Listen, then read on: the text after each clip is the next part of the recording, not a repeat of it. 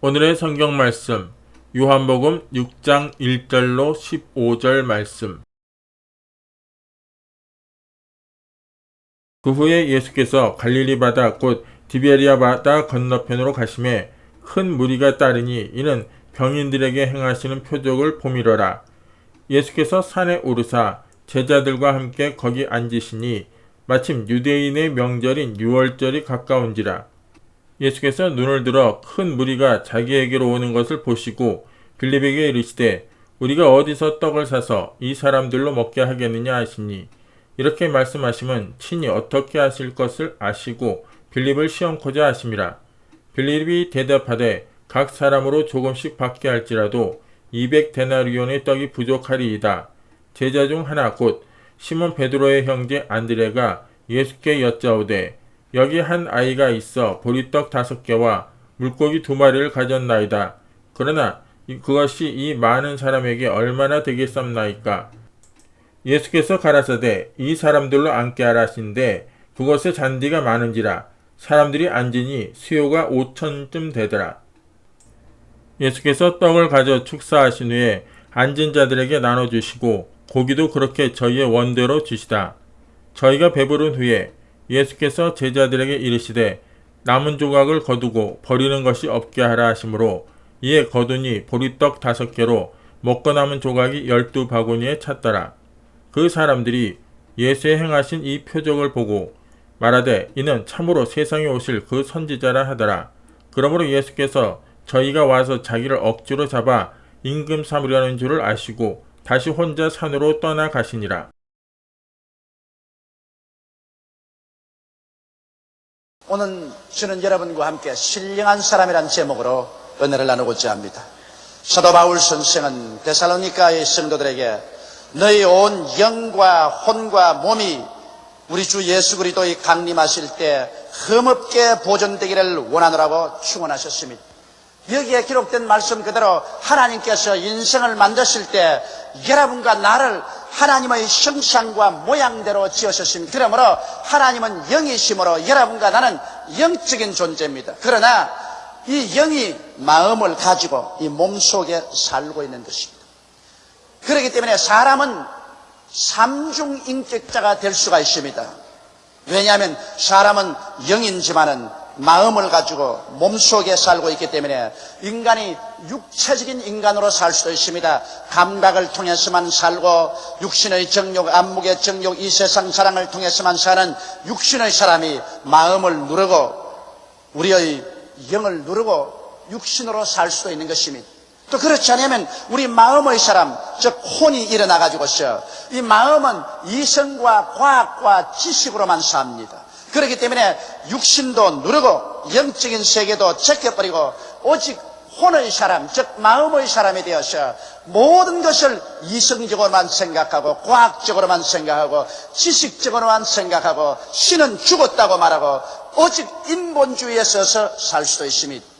그런가 하면 하나님이 지으신 본래 우리의 본체인 영이 일어나서 하나님과 교제하고 말씀을 사모해서 말씀을 따라 살고 성령으로 충만하고 믿음으로 살고 꿈과 환상을 가지고 살며 하나님의 기적이 일어날 것을 믿고 창조적으로 사는 영으로 사는 사람도 있는 것입니다. 이러므로 오늘 우리는 실제로 우리의 육신의 사람을 누르고 우리 혼, 즉 마음의 사람을 누르고 영의 사람이 일어나서 영이 마음으로 더우려 육신에 살 수 있는 진실로 신령한 사람이 될 때 우리는 행복하고 은혜에 충만한 삶을 살 수가 있는 것입니다. 저는 이 문제에 관해서 여러분과 함께 오늘 아침에 깊이 성경을 통해서 살펴보고자 합니다. 첫째로 예수님께서 베데스다 광야에서 나가서 체험한 사실을 알아보십시다. 예수님께서 베데스다의 광야에 제자들과 함께 쉬러 가셨는데 그곳에 남자만 5,000명, 부녀자 기만 명이 때를 지어서 찾아왔었습니다. 그래서 예수님의 말씀에 심취해 있었습니다. 우리 주 예수님께서 병자의 병을 고치시고 귀신을 쫓아내시고 전lum바위와 안진뱅이를 일으키시고 하나님의 기사와 이적을 행하셨습니다. 그게 모여온 무리들이 정신없이 심취해서 있었습니다. 그들이 마음에 정신을 차렸었을 때는 이미 해그름이었습니다. 이제 베세다 광야에서 가버나움까지 돌아가려면 상당히 거리가 멀고 시간이 걸리고 이미 밤이 늦어야 들어갈 수 있게 되므로 그들은 도저히 아무것도 먹지 못하고 시장기에 걸려서 걸어갈 수가 없었습니다. 그들은 그대로 들어 누웠었습니다. 예수님께서 그를 보시고 측은히 여기시사 제 아들을 불러놓고 말씀하셨습니다. 특별히 빌립에게 빌립아 저들에게 먹을 것을 주라.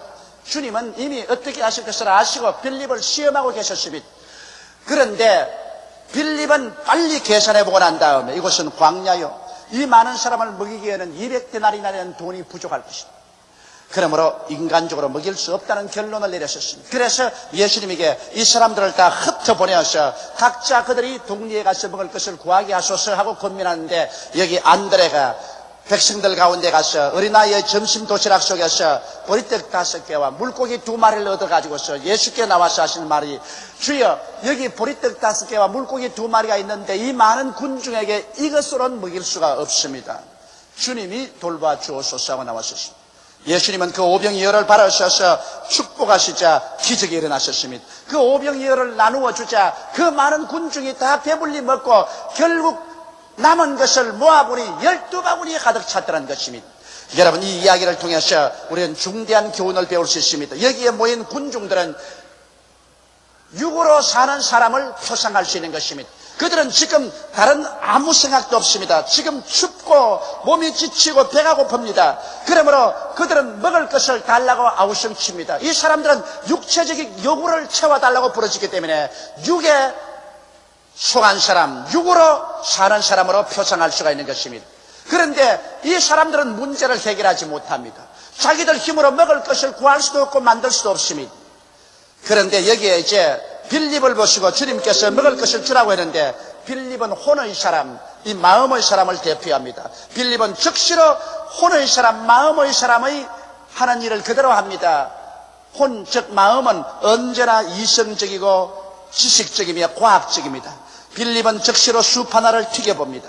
아무리 계산해 보아도 이 많은 사람을 먹이자면 200데나리나 되는 떡이 필요할 것입니다. 또 이 광야니 떡 살 곳도 없고 돈도 없습니다. 이러므로 인간으로서 불가능합니다. 할 수 없습니다. 안 됩니다. 못 먹입니다. 이것이 결론인 것입니다. 여러분, 이 마음의 사람, 즉 혼의 사람은 언제나 이성적인 계산과 과학적인 판단과 지식적으로 생각해보고 거기에 안 되면 포기해버립니다. 절망이라고 말합니다. 불가능이라고 말하는 것입니다. 그러나 여기에 안드레는 영으로 사는 사람, 신령한 사람을 대변합니다. 안드레는 감각적으로 생각해 볼 때는 불가능합니다. 인간의 혼적 마음으로 계산해 보아도 안 됩니다. 그러나 안드레는 신령한 사람이었습니다. 영으로 사는 사람입니다. 하나님께서 이 사람들에게 먹을 것을 주라고 하셨으므로 어떻게든지 이 사람들에게 먹을 것을 줄 수 있다는 것을 믿었었습니다. 이 사람들이 모두 다 배불리 먹을 것을 꿈꾸고 이러한 기적을 하나님이 일으킬 수 있다는 것을 믿었기 때문에 그런 백성들에게 나아가서 오병이어를 구해다가 예수님께 갖다 바친 것입니다.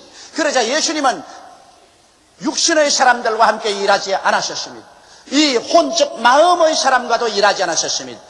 영의 사람인 안드레의 오병이어를 바라셔서 주님께서 그를 축사해서 위대한 기적을 일으켰던 것입니다. 오늘 사랑하는 성도 여러분, 주님께서 우리 세계 속에 오실 때 찾으시는 것은 영으로 사는 사람을 찾으시는 것입니다.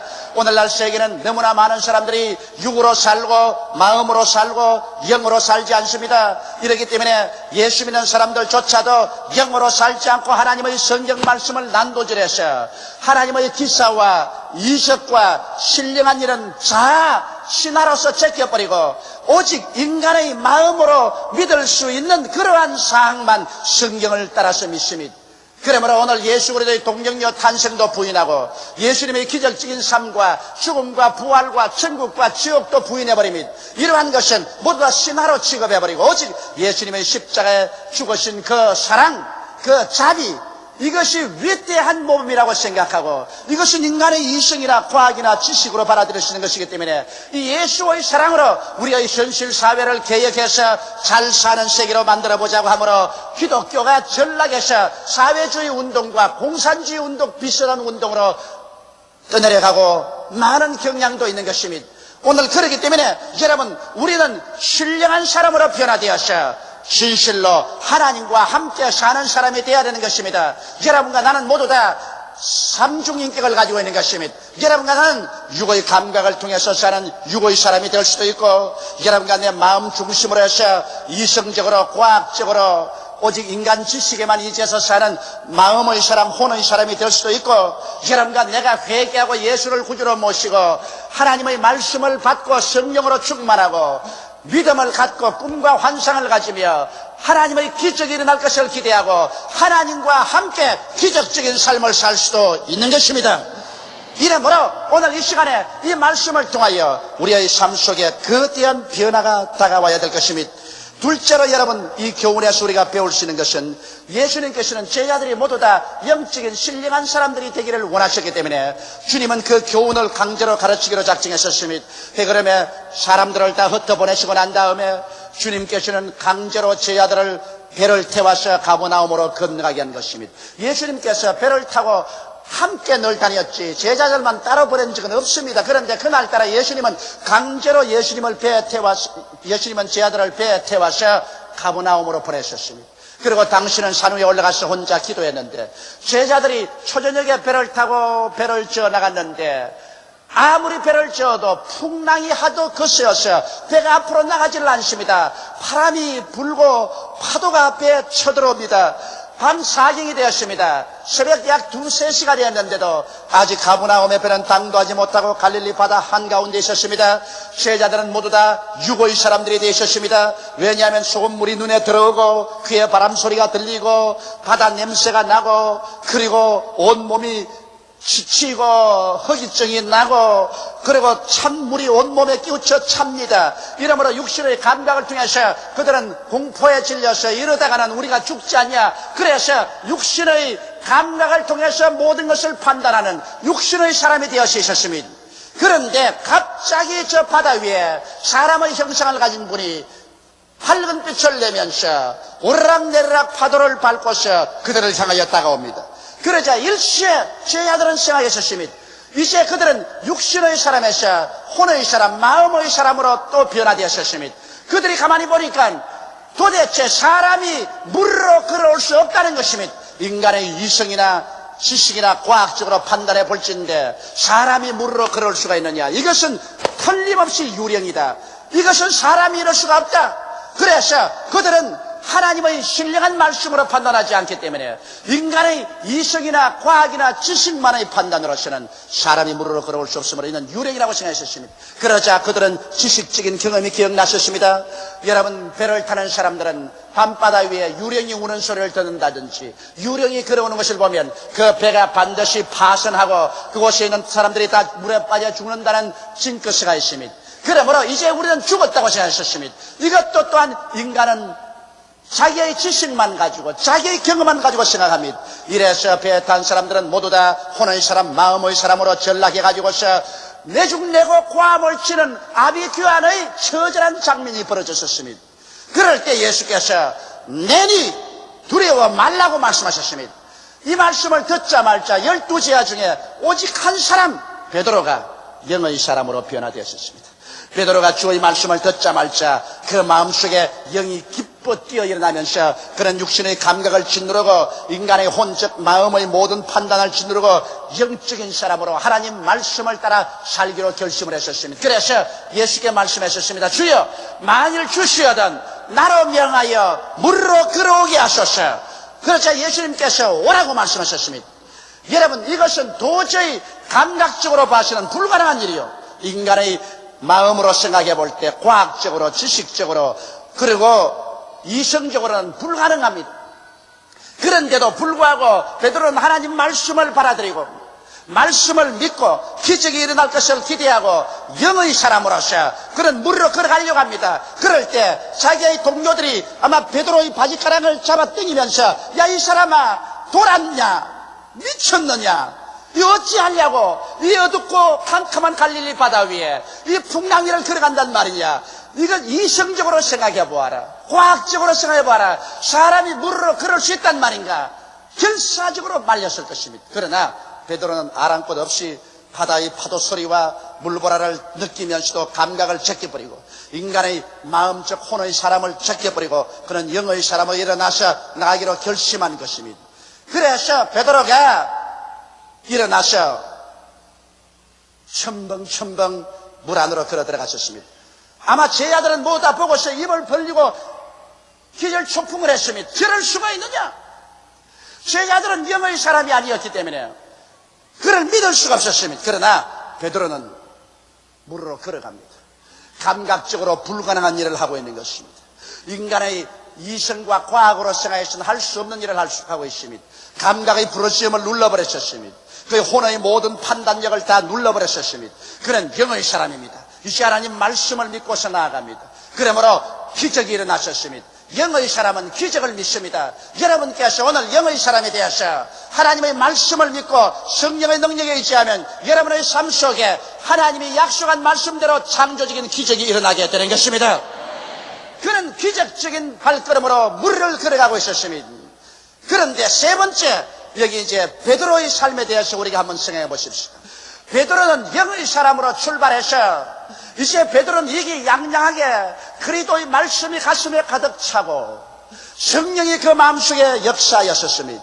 베드로는 자기가 물으로 걸어가는 꿈을 꾸고 그리고 기적이 일어날 것을 기대하고 나가는데 실제로 기적이 일어났었습니다. 그리고 그런 물으로 유유히 걸어가 기쁘게 예수님을 향해서 가는 것입니다. 역사상 인간이 물으로 걸은 것은 이것이 처음이었었습니다. 그런데 갑자기 일진 광풍이 불어와서 그 바람이 천둥을 치는 소리같이 그 귓전을 때렸었습니다. 물보라가 일어나서 그를 뒤엎으셨습니다. 그러자 일시에 베드로의 온몸 속에는 감각이 일어나서 고함을 쳤습니다. 베드로야! 바람 소리를 들으라. 바다의 냄새가 나지 않느냐? 칠흑같이 어두운 밤이 아니냐? 온몸에 물을 덮었으니 이렇게 짜릿하고 찰 수가 없다. 너희 몸은 지금 물 위에 있다. 이럴 수가 있느냐? 감각의 고함을 쳤습니다. 그러자 베드로는 갑자기 육의 사람으로 전락되었습니다. 감각의 음성을 들었습니다. 그렇다. 내가 지금 물으로 걸어가고 있다. 이건 대위해가 아니다. 이럴 수가 있느냐? 그러자 적시로 설상가상으로 베드로는 또 혼의 사람이 되었습니다. 혼의 음성을 들었습니다. 즉 마음의 음성을 들었습니다.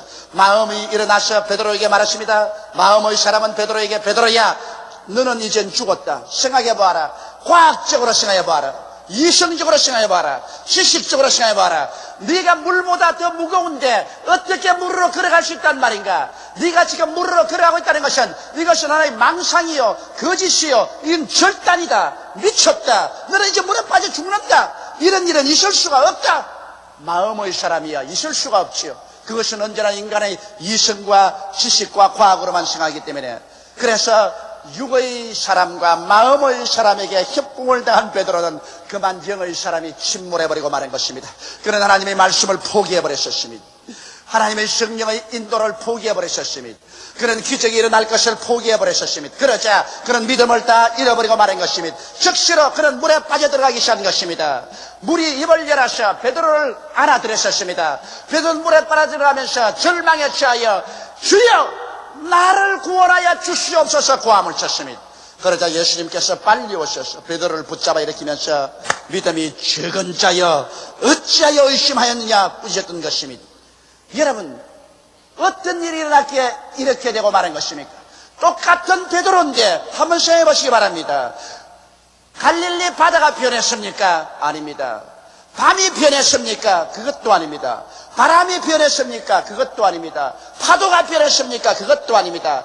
똑같은 갈릴리 바다에 밤 시간에 여전히 파도는 치고 바람은 부는데 베드로가 조금 전에는 물로 유유히 걸어가다가 이제는 물에 빠져버리고 말하셨습니다. 무엇이 달라졌습니까? 달라진 것은 베드로 속에 인격적인 변화가 달라진 것입니다. 베드로는 삼중인격자가 될 수 있기 때문인 것입니다. 신령한 사람도 될 수 있고 혼의 사람, 즉 마음의 사람도 될 수 있고 육의 사람도 될 수 있는 것입니다. 그런데 베드로가 물으로 걸었을 때는 그가 영의 사람이었습니다. 그런 하나님 말씀을 따라서 걸어가는 영의 사람이었습니다. 영의 사람이 되었을 때는 하나님께서 같이 하셔서 기적이 일어난 것입니다. 영의 사람으로 걸어갈 때 하나님께서는 함께 교제하셨습니다. 오늘날도 여러분과 내가 인생을 살아갈 때 어떠한 풍랑이 다가오고 역경이 다가오고 고통이 다가온다 할지라도 여러분께서 영의 사람이 되어서 하나님 말씀을 사모하고 하나님의 말씀을 먹고 말씀 위에 굳세게 서서 말씀을 따라 사는 사람이 되고 성령으로 충만하여 성령의 격려와 위로와 권능 가운데 사로잡히며 여러분께서 불가능이 가능이 되는 꿈과 환상을 가지고 믿으며 기적이 일어날 것을 생각하고 눈에는 아무 증거 안 보이고 귀에는 아무 소리 안 들리고 손에는 잡히는 거 없을지라도 말씀에 서서 믿습니다 하고 걸어나갈 때 영의 사람이 되는 것입니다.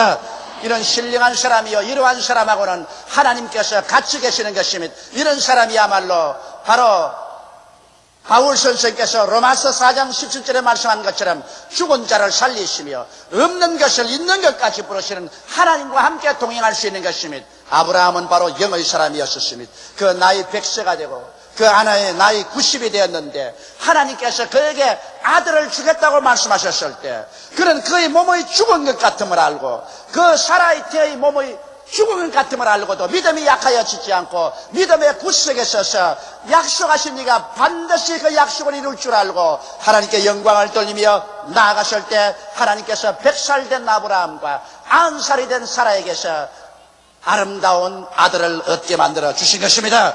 여러분, 아브라함과 사라는 육신의 사람으로서는 도저히 감각적으로 넓고 힘이 없어 어린아기를 생산할 수 없습니다. 마음의 사람으로서는 과학적으로 이성적으로 지식적으로 생각할 때 이미 다 어린아기를 낳을 수 있는 연령이 지나가 버리기 때문에 낳을 수가 없는 것을 너무나 잘 압니다. 그러나 그들은 영의 사람이었습니다. 하나님께서 말씀하시면 하나님은 죽은 자를 살리시고 없는 것을 있게 하시는 하나님인 줄 알았던 것입니다. 말씀을 믿고 참여하고 나가니 내 믿은 대로 될지라고 말씀하신 것입니다. 바로 베드로가 출발할 때 그러한 영의 사람으로 출발했었습니다. 그는 전적으로 말씀했었습니다. 바람아 불어라, 파도야 치라, 칠흑같이 어두워라, 나는 그런 것 상관할 것 없다. 하늘과 땅과 세계와 그 가운데 모든 것을 지으신 하나님께서 말씀하시면 저 하늘이 무너지고 이 땅이 꺼져도 하나님 말씀은 이루어진다. 그래서 그런 말씀을 듣고 말씀을 믿고 기적이 일어날 것을 기대하고 나가셨습니다. 그는 영의 사람이었습니다. 영으로 사는 사람이었습니다. 그러나 그만 바람이 불고 파도가 치고 물보라가 덮었을 때 감각이 부러졌습니다. 춥다. 바다 위에다. 바람이 분다. 너는 지금 바다 위에 있다. 감각의 보고를 듣고 육의 사람으로 떨어지고 난 다음에 그 다음 그 마음속에 급기야 혼의 사람, 마음의 사람에 점령당하고 마는 것입니다. 이성적으로, 과학적으로, 지식적으로 생각할 때 절대로 무릎으로 걷지 못한다는 그 혼의 사람의 고함을 듣고 영의 사람이 말씀을 포기하자 믿음은 잃어버리고 그는 물에 가라앉았습니다.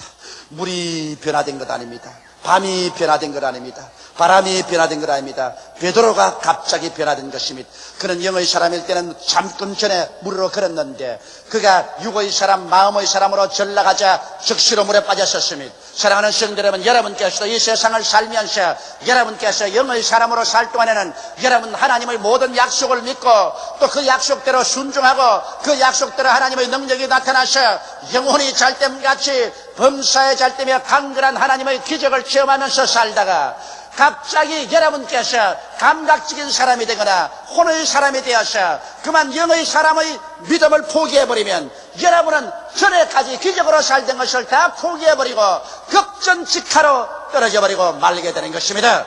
이러므로 오늘 우리는 어떠한 사람으로 살아야 되는가, 이것을 깊이 생각해 보아야 되는 것입니다. 오늘 우리 사람들은 그 가슴 속에 방송국 안테나 3개를 가지고 있습니다. 그리고 우리가 다이아를 틀면 세 곳에서 방송이 들립니다. 여러분은 육신의 사람에게서 방송이 들려옵니다. 여러분 눈으로 보고 귀로 듣고 코로 냄새 맡고 맛보고 손으로 감각하는 육신의 사람에게서 끊임없이 방송이 들려오는 것입니다. 이것은 현실적이고 환경적인 것을 자꾸 우리에게 말해주면서 현실은 이렇다, 환경은 이렇다, 그러므로 두려워하라. 언제나 우리에게 방송이 옵니다. 그런가 하면 또 다이아를 틀면은 또 우리 마음속에 언제나 혼의 방송이 들려옵니다. 무엇이든지 지식적으로 생각하라, 과학적으로 생각하라, 이성적으로 생각하라. 그러므로 너 현실적인 입장을 바라볼 때 지식적으로, 이성적으로, 과학적으로 수판을 튕겨보니 끝장이 났다. 너는 광야에 있다. 너는 돈도 없다. 너는 낭패하다. 너는 실패했다. 너는 그러므로 할 수 없다. 못한다. 안 된다. 부정적인 음성이 들려옵니다. 그러나 여러분께서 영의 사람의 다이아를 틀어놓으면 여러분 영의 사람의 다이아에서 들려오는 것은 창세기부터 계시록까지 하나님의 약속의 말씀인 것입니다. 할 수 있거든이 무슨 말이냐. 믿는 자에게는 능치 못하심이 없나니라. 내 믿은 대로 될지어다라는 말씀이 들려오는 것입니다. 죽은 자를 살리시며 없는 것을 있는 것까지 부르시는 하나님의 음성이 들려오는 것입니다. 그리고 할 수 있다, 하면 된다, 해보자, 내게 능력 주신 자에서 능치 못하심이 없다는 하나님의 음성이 들려오는 것입니다. 이 영의 음성의 다이아를 들어놓으면 예수 그리스도의 십자가 보혈을 통해서 죄사함에 대한 하나님의 음성이 들려옵니다. 성령 충만의 언약이 들려오는 것입니다. 마귀가 쫓겨나가고 병에서 고침받는 약속의 말씀이 들려옵니다. 저주에서 벗어나고 가시와 은거키가 다 없어지고 여러분의 생활 가운데 그리스도의 은총과 아브라함의 축복 가운데 들어갈 음성이 들려옵니다. 또 음성이 들려옵니다. 이것은 사망과 음부를 철폐하고 여러분이 영생을 얻어 하늘나라의 영광스러운 고향을 가졌다는 음성이 들려오는 것입니다. 이 음성을 통해서 우리 영혼이 잘됨같이 범사에 잘되며 강건하고 생명을 얻게 넘치게 얻게 하는 음성이 들려오는 것입니다. 여러분은 매일같이 어느 방송국에 다이아를 맞추고 있습니까? 육신의 감각의 방송을 듣고 있습니까? 혼의 방송을 듣고 있습니까? 하나님의 신령한 영의 방송을 듣고 있는 것입니까? 여러분의 한 인격 속에 육의 사람, 마음의 사람, 영의 사람, 세 인격이 들어있는 것입니다. 여러분은 단호하게 서서 육의 사람을 정복하고 마음의 사람을 지배하고 영의 사람이 일어나서 예수 믿고 거듭나서 영생을 얻고 성령 충만함 받고 말씀 위에 서서 기적이 일어날 것을 기대하고 영의 사람으로 살게 되시기를 주의 이름으로 축원합니다. 그럴 때 여러분은 성경에 기록된 모든 옛날의 그 위대한 기적들이 여러분의 생애 속에 나타나는 것을 체험하게 되실 것입니다. 하나님은 육의 사람과 동행하지 않습니다. 마음의 사람과 기적을 행하지 않습니다. 그러나 영의 사람이 생겨나면 오늘날도 그 기도를 들으시고 그 손길을 통해서 기적을 행하시는 것입니다. 다 같이 고개 숙여 기도드리겠습니다. 사랑이 많으시고 거룩하신 아버지 하나님, 원래 하나님께서 우리를 영의 사람으로 지어놓으시고 마음의 사람을 지배하고 육의 장막집 속에 살게 했는데 타락에서 영이 하나님께 버림당하며 마음의 사람으로 살아서 인본주의자가 되고 오직 인간은 이성과 지식과 과학만 통해서 살게 되고 혹은 타락에서 육의 사람이 되어 감각과 정욕의 노예가 되고 살아가셨습니다. 하나님 아버지, 그러나 예수께서 오셔서 우리 죄를 대신해서 십자가를 짊어지시고 하나님 앞에 우리 죄를 청천해 주므로 예수를 통해서 다시 우리 영이 살아나고 하나님과 교제함으로 영의 사람이 되어 하나님과 함께 살고 하나님 약속을 믿고 살고 기적을 가지고 살게 됨을 감사하옵나이다. 우리 아버지 하나님, 베드로가 영의 사람일 때는 우리로 걸어가는 기적을 체험했지만은 감각의 사람, 마음의 사람으로 전락했을 때는 그 바다에 깔아앉고 말았었습니다. 똑같이 광야에 있었지만은 육의 사람들은 배가 고파 허덕였고 혼의 사람, 즉 마음의 사람 빌립은 불가능하고 먹일 수 없다고 절망했지만은 영의 사람 안드레는 기적이 일어날 것을 기대하고 인간의 최선을 다한 결과에 문제가 해결되어 버리고 말았습니다. 아버지, 광야 같은 세상에 우리가 살아갈 때 육의 사람으로 전락하거나 그렇지 않은 마음의 사람으로 인간적인 계산으로 불가능하니 절망하거나 하지 말게 하여 주시옵시고 하나님 말씀 위에 서서 영의 사람이 되어 불가능을 가능케 하고 물을 유로 창조하는 기적을 믿게 하여 주시옵시고 하나님이여 기적을 이루어 주옵소서. 예수님 이름 받들어 기도드리옵나이다. 아멘. 오늘 은혜 받으실 말씀은 고린도후서 12장 7절로 10절 말씀입니다. 여러 계시를 받은 것이 지극히 크므로 너희 자만하지 않게 하시려고 내 육체의 가시 곧 사탄의 사자를 주셨으니 이는 나를 쳐서 너무 자만하지 않게 하려 하심이라. 이것이 내게서 떠나가게 하기 위하여 내가 3번 주께 간구하였더니 나에게 이르시기를 내 은혜가 내게 족하도다. 이는 내 능력이 약한 데서 온전하여 짐이라 하신지라. 그러므로 도리어 크게 기뻐함으로 나의 여러 약한 것들에 대하여 자랑하리니 이는 그리스도의 능력이 내게 머물게 하려 함이라. 그러므로 내가 그리스도를 위하여 약한 것들과 능력과 궁핍과 박해와 공거를 기뻐하노니 이는 내가 약한 그때에 강함이라. 아멘.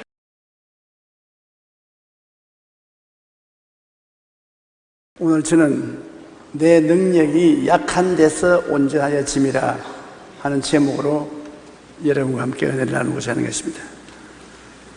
이스라엘의 사사시대의 이야기입니다. 이스라엘이 이방신을 섬기고 타락했으므로 하나님께서 그 백성들을 미디안의 손에 넘겨서 7년 동안 종살이하게 만들었습니다. 그 하나님의 사자가 기드온이 적들에게 들키지 않으려고 밀을 포도주 틀에서 몰래 타작하고 있는데 하나님의 사자가 그에게 나타나 큰 용사여 야훼께서 너와 함께 계시도다라고 말했습니다. 기드온은 이 말을 듣자 깜짝 놀랐습니다. 왜냐하면 자기 처지를 잘 알고 있기 때문에 그 천사가 하는 말은 자기 처지보다 틀린 말입니다. 사사기 6장 15절에 보면 그러나 기드온이 그에게 대답하되 오 주여 내가 무엇으로 이스라엘을 구원하리이까? 보소서 나의 집은 므낫세 중에 극히 약하고 난 내 아버지 집에서 가장 작은 자니이다 하니 자기의 약함을 고백했습니다. 그 후에 또다시 미디안과 아말렉의 공격을 받았습니다. 그들은 덜에 내린 메뚜기 떼와 같이 온 천지에 가득했습니다. 기드온이 나팔을 부니까 이스라엘 백성 가운데서도 청장년 32,000명이 모여왔습니다. 그런데 하나님이 기드온을 보고 하신 말씀이 수가 너무 많다.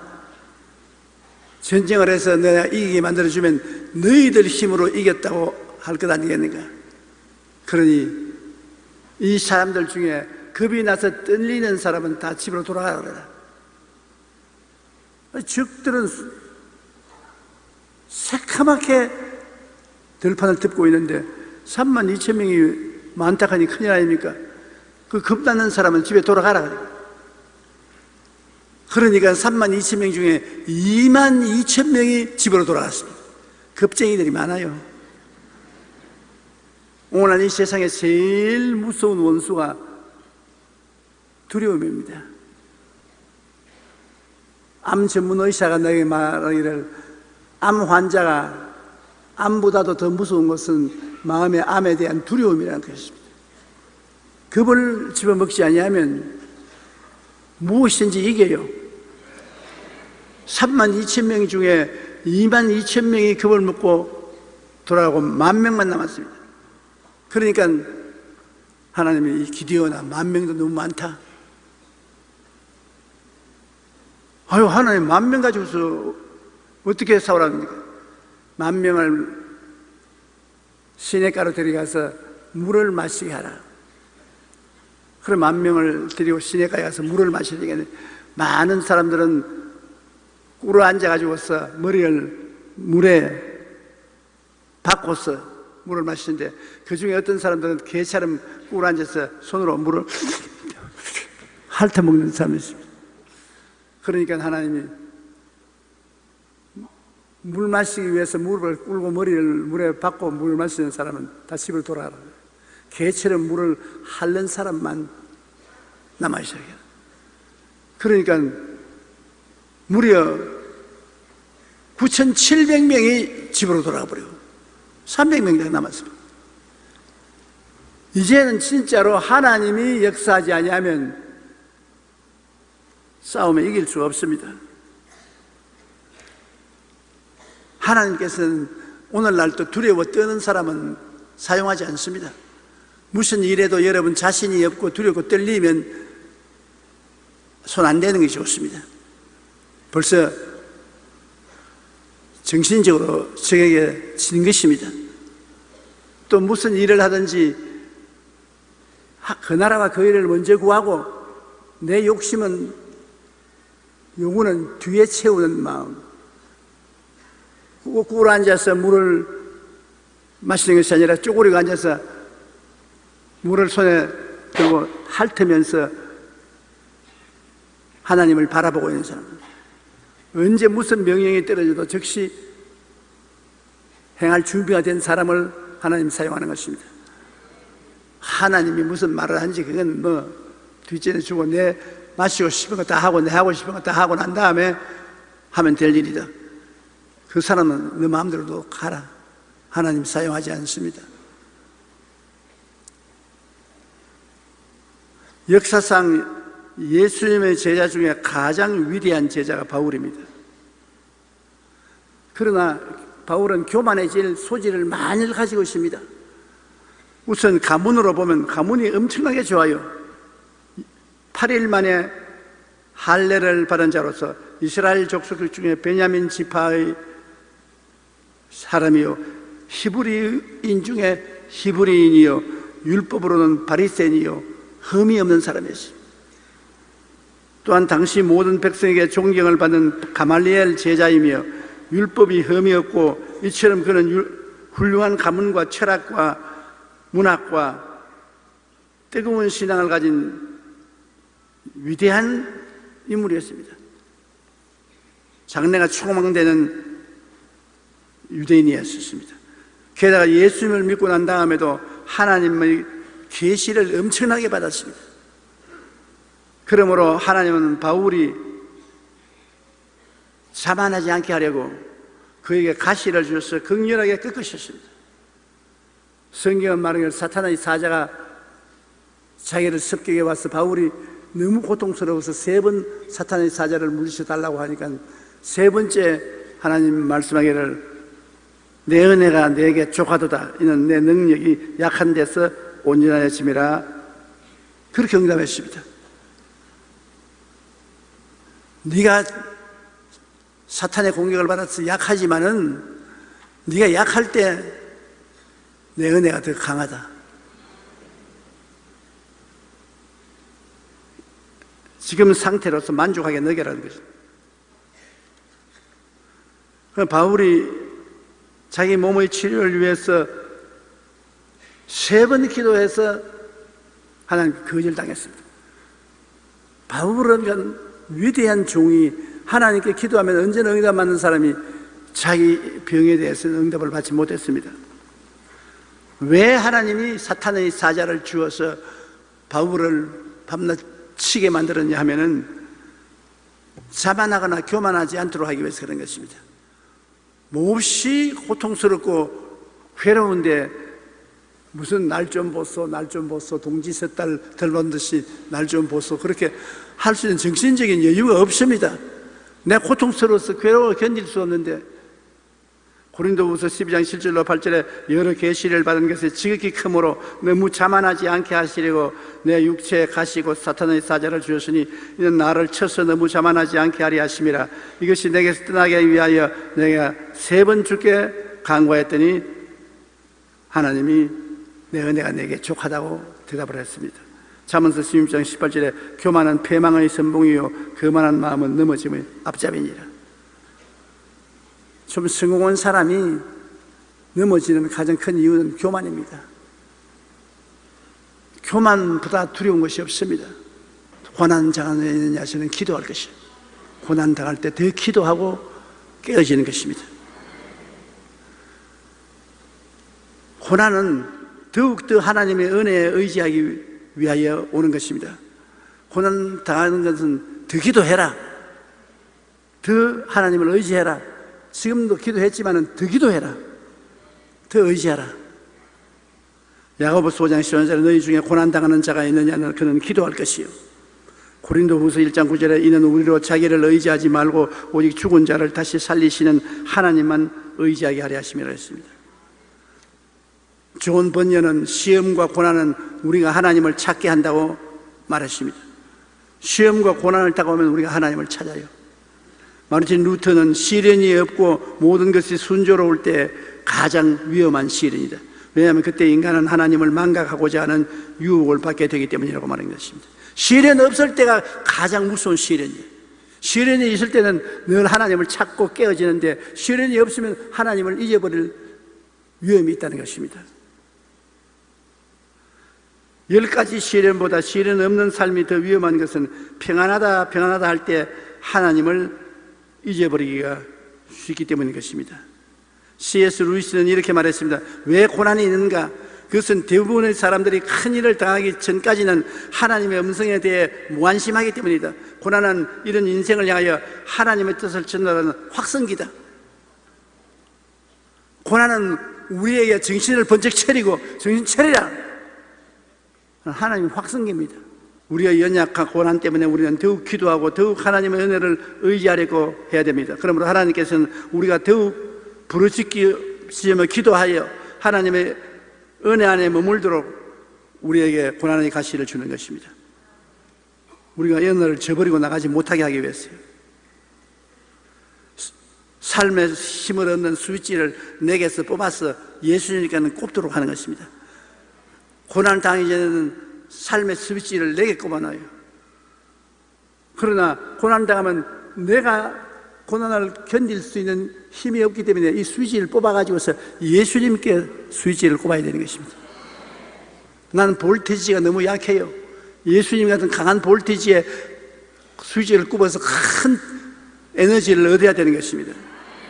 시편 121편 1절로 2절에 내가 산을 향하여 눈을 들리라. 나의 도움이 어디 있어올까? 나의 도움은 천지를 지으신 야훼께로다. 하나님만이 나의 진정한 도움이 되시는 것입니다. 예수 그리스도는 어제나 오늘이나 영원토록 동일하십니다. 옛날에 그리스도께서 인생 가운데 오셔서 인간을 도우신 그 주님은 지금도 똑같이 우리를 도와주시기 위해서 우리 곁에 와 계신 것입니다.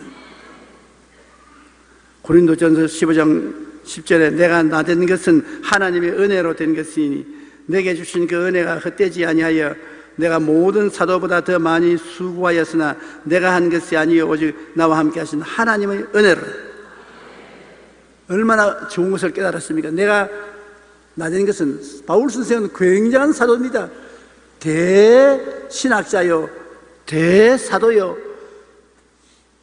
하나님의 권능 있는 종입니다. 그러나 바울은 말하기를 내가 나된 것은 내가 잘나서 된 것이 아니라 내 속에 들어온 하나님의 은혜가 나를 이렇게 만들었다. 하나님의 은혜가 이렇게 만들었다. 나는 아무것도 아니다. 나는 이렇게 할 수 없다. 내 속에 들어온 하나님의 은혜가 그렇게 만들었다. 그것을 어떻게 깨달았냐? 고난을 당해서 괴로움 속에서 자기의 무능력을 깨닫고 하나님의 은혜만이 자기를 지금까지 이렇게 세워줄 수 있다는 것을 깨닫게 된 것이겠습니다. 여러분도 여러분 된 것은 하나님의 은혜가 들어와서 여러분을 만드는 것입니다. 여러분이 잘나서 여러분 된 것 아닙니다. 저는 요사이 가만히 혼자 앉아서 지나간 50년 과거의 삶을 반추해 볼 때가 많습니다. 폐병을 앓아 죽다가 나았지만 몸이 늘 약한 것이 개운하게 건강을 느끼지 못했습니다. 그래서 가끔 저는 이렇게 기도합니다. 하나님, 몸을 건강하게 해달라고 50년이 넘도록 기도해도 왜 아직도 건강하게 안 해주십니까? 그런 하나님 제 영접을 내가 안 해준 거 뭐냐? 내가 밥을 못 먹냐? 잠을 안 자냐? 목회에서 설교를 못하냐? 5대양 6지절을 비행기를 타고 100번 이상을 돌지 않느냐? 할 짓 다 하면서 무슨 잔소리야? 할 말이 없어요. 물론 네가 고난 당하고 몸이 약하고 괴로운 것은 사실이다. 그래도 그렇다고 해서 네가 보통 사람보다 못한 게 뭐냐? 보통 사람보다 10배, 20배 더 많은 일을 하고도 살아있잖아요.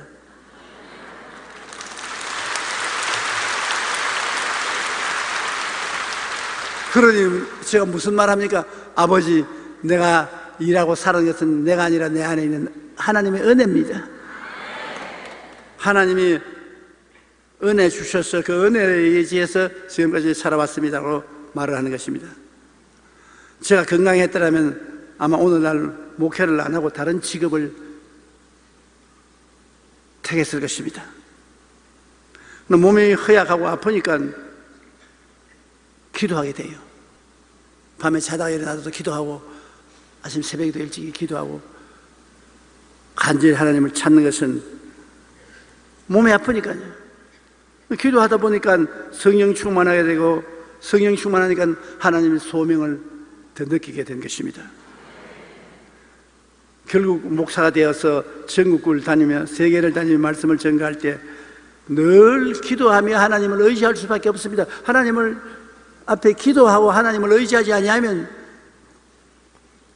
곧 죽을 것 같으니까. 내 처지에 안 있어 본 사람은 내 말이 무슨 말인지 모를 겁니다. 과부가 과부 사정한다고 내 인생은 나 같은 체험을 한 사람만 압니다. 나는 몹시 고통스럽고 괴로운데 다른 사람 보기에는 조금 더 그렇지 않아요. 건강해 보여요. 내가 고통스럽고 괴롭다면 꾀빽 노는 것 같아요. 이처럼 우리 각자에게 주어진 아픈 가시와 연약함으로 우리는 더욱 하나님께 기도하게 만들어 주시는 것입니다. 그리고 예수님만 의지하게 만들어 주십니다. 나의 힘으로 너무나 안 되니까 예수님만 의지하게. 살든지 죽든지 흥하든지 망하든지 성하든지 쇠하든지 주님만 의지합니다. 그 제가 지은 말입니다. 하나님 살든지 죽든지 흥하든지 망하든지 성하든지 쇠하든지 주님만 의지합니다. 전부 여지없어 손들고 옵니다. 수없이 죽을 것 같음에도 불구하고 안 죽는 게 참 희한해요. 저는 죽는 훈련을 굉장히 많이 했습니다. 꼭 죽을 것 같아요. 그만큼 죽음이 가까이 옵니다. 한국 땅에서 그런 걸 당할 때는 괜찮은데 해외 선교 나가서 호텔에서 혼자서 죽어가는데 감당하지 못해요. 꼭 죽을 것 같은데 그래도 자고 나면 그때하고 안 죽고 또 살아있어요. 그래서 제가 하나 깨달아하는 것은 죽고 사는 것이 하나님 손에 있습니다. 하나님이 아직 죽지 말하면 안 죽어요. 그러나 하나님이 빨리 오너라 하면 빨리 가게 돼요. 요 사이도 그래요. 제가 하나님께 늘 기도하기를 하나님 내가 갈 때쯤 되면 말씀을 해주세요. 마음의 준비가 다 돼 있으니까. 그러니까 하나님이 한동안 안 올 테니까 열심히 나의 사업을 하도록 해라.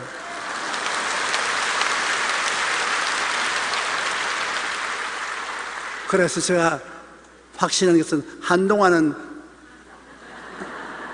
이 강단에 서서 설교할 것 같아요.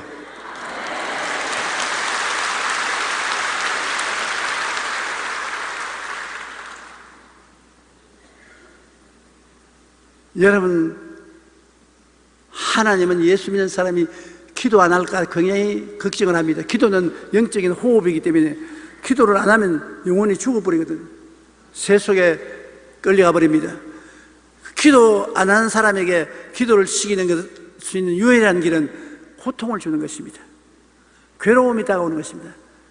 그것이 마음의 괴로움이든 육체의 괴로움이든 생활의 괴로움이든 괴로움 당하면 기도 안 할 사람 아무도 없어요. 고통스러운데 기도 안 할 사람 누가 있습니까? 그러므로 여러 가지 고통이 다가오면 기도하라는 하나님의 묵신 줄 알아야 되는 것입니다. 그래야 그리스도의 능력이 머물러 있지요. 기도를 하고 해야 주님의 능력이 머물러 있을 수가 있습니다. 고린도후서 12장 9절에 나에게 이르시기를 내 은혜가 내게 족하도다. 이런 내 능력이 약한 데서 온전한 열심이라 한지라. 그러므로 도리어 크게 기뻐함으로 나 여러 약한 것들에 대하여 자랑하리니 그리스도의 능력이 내게 머물게 하리 함이라. 의지해야 주님이 능력을 주시지, 의지 안 하는데 어떻게 능력 줍니까? 의지하세요, 의지하세요, 곧 의지하세요. 구하겠네, 구하겠네, 또 구하시네. 우리가 의지할 때 하나님 능력을 주신다. 내가 자신만만하고 하나님 의지 안 해도 내가 할 수 있다고 생각하는 사람에게는 능력을 안 주시는 것입니다. 그럼 하나님을 의지하는 사람은 자기가 약하다고 느껴야 하나님을 의지하지요. 그러므로 하나님이 그를 약하게 만들어서 자기의 무능력을 알고 하나님께 의지하도록 만들어주는 것입니다. 베드로전서 5장 10절에 모든 은혜의 하나님 곧 그리스도 안에서 너희를 부르사 자기의 영원한 영광에 들어가게 하시니가 잠깐 고난당한 너희를 친히 온전하게 하시며 굳건하게 하시며 강하게 하시며 틀을 견고하게 하시리라. 고난을 통해서 온전하게 하시고 굳건하게 하시고 강하게 하시고 틀을 굳게 만들어 주시는 것입니다. 미국의 정신과 전문의인 에릭 린더맨 박사는 고난당한 사람들을 대상으로 설문조사를 했습니다. 그 결과 고난당한 사람들의 85%는 자신의 고난이 결국 축복이 되었다고 대답했습니다. 그 이유를 이렇게 설명했습니다. 첫째, 고난 때문에 나쁜 습관을 고칠 수가 있었고, 담배 자꾸 피는 사람 아무리 피지 말아도 자꾸 피는데 암이 들리면 끊어버립니다. 고난을 통해서 나쁜 습관을 버리는 것입니다. 둘째, 고난으로 가정과 신앙, 사랑을 회복했다. 고난당하기 전에 가정을 등한히 하고 허랑방탕하던 사람이 고난당하고 매를 맞으니까 정신이 번쩍 들어서 회개하고 가정으로 돌아오고 정신을 차린다. 셋째, 고난을 극복하기 위한 노력한 결과 인생이 새로워졌고 원망과 불평을 하던 삶이 감사하는 삶으로 바뀌게 되었다. 고난스러우니까 고난을 피하기 위해서 회개하고 자복하고 새로운 사람이 되고 노력해서 행복을 발견하고 감사를 발견하게 되었다는 것입니다. 독일 시인 꾀데는 이렇게 말했습니다. 한번 따라 말씀했어요. 고난이 남기고 간 뒤를 보라. 그 고난의 발자국들이 지나간 자리가 기쁨으로 가득 차고 넘치게 된다. 참 놀라운 말 아닙니까? 지나간 옛날을 돌아볼 때 고난의 발자국이 기쁨으로 충만하게 되어 있다. 고난받은 것이 유익이라. 고난받기 전에는 잘못되었더니 고난받고 난 이후에는 잘 되었다. 우리의 연약함과 고난은 우리 삶의 방향을 바꾸어 터닝 포인트가 될 수 있습니다. 여러분의 일생에 큰 변화받는 시점이 언제냐? 다 그렇지 않지만 대개가 고난이 다가왔을 때 우리 인생의 터닝 포인트가 오는 것입니다. 우리 인생이 들어서는 것입니다. 번데기가 고치를 뚫고 나와야 비로소 아름다운 나비가 되는 것 같습니다. 고난당할 때는 괴롭지만 그로 인해 우리는 더욱 기도하며 예수님만 의지하고 주님께 나옴으로 번데기 된 우리가 나비가 되어서 나르게 만들어주는 것입니다. 그럼 바울이 나를 약하게 한 원수가 어떤 것이라고 말했습니까? 성경 고린도후서 12장 10절에 그러므로 내가 그리스도를 위하여 약한 것들과 능력과 궁핍과 박해와 곤고를 기뻐하노니 이는 내가 약한 그때 강함이라. 바울을 약하게 하는 것들이 어떤 것이냐? 제일 첫째가 약한 겁니다. 바울은 몸이 약했어요. 몸이 약했기 때문에 이게 자기에 다가온 큰 가시였습니다. 몸이 약하니까 하나님께 끊임없이 의지해야 되고 기도해야 됐습니다. 고린도후서 10장 10절에 그들의 말이 그의 편지들은 무게가 있고 힘이 있으나 그가 몸으로 대할 때는 약하고 그 말도 시원하지 아니한다. 실제 바울을 만나보면 너무 허약하고 말도 뜨듬거리고 그런데 그 편지를 보면 장엄하고 힘이 있다. 몸으로 대할 때는 약한데 편지를 보면 강하다. 바울은 그것이 그걸 약하게 하는 고난 중에 첫째는 것이 약한 것입니다. 그 다음이 능욕입니다. 업신여기며 욕을 보는 것입니다. 가는 곳마다 사람들이 바울을 능욕했습니다. 업신여기고 욕보했습니다. 마귀가 따라다니면서 그렇게 만들었습니다. 고린도후서 11장 23절에 그들이 그리스도의 일꾼이냐 정신이 없는 말을 하거니와 나는 더욱 그러하도다. 내가 수고를 넘치도록 하고 옥에 갇히기도 더 많이 하고 매도 수없이 맞고 여러 번 죽을 뻔을 당했다. 그러므로 가는 곳마다 업신여김을 당하고 욕보임을 당했었습니다. 마태복음 5장 11절로 12절에는 나로 말미암아 너희를 욕하고 박해하고 거짓으로 너희를 거슬러 모든 악한 말을 할 때 너희는 복이 나니 기뻐하고 즐거워하라. 하늘에서 너희 상이 큼이라. 이 세상에서 복음 전하다 능력당하는 사람은 하늘의 상이 큽니다. 그 다음에는 바울의 욕됨이라고 말하는 것입니다. 욕됨이라는 궁핍을 말하는 거예요. 고린도후서 11장 27절에 또 수고하며 애쓰고 여러 번 자지 못하고 줄이며 목마르고 여러 번 굶고 춥고 헐벗으노라. 복음을 전하러 정치 없이 돌아다니니까 어디 한 곳에 오래 있어야 먹기도 하고 입기도 하고 쉬기도 하겠는데 자꾸 돌아다니니까 그러지 못하지 않습니까? 수고하고 애쓰고 못 자고 줄이고 목마르고 굶고 헐벗은 생활, 이것이 저에게는 고난이기 때문에 그때마다 기도를 해야 돼요. 자지 못할 때 줄이며 목마르고 굶고 배고플 때 하나님 물을 주시옵소서, 음식을 주시옵소서, 쉴 수 있도록 해 주시옵소서. 하나님께 기도해서 하나님이 도움을 받아가지고서 살았습니다. 베드로전서 4장 14절에 너희가 그리스도의 이름으로 치욕을 당하면 복이 있는 자로다. 영광의 영꽃 하나님의 영이 너희 위에 계심이라. 그 다음에는 바울이 다가오는 것은 박해였습니다.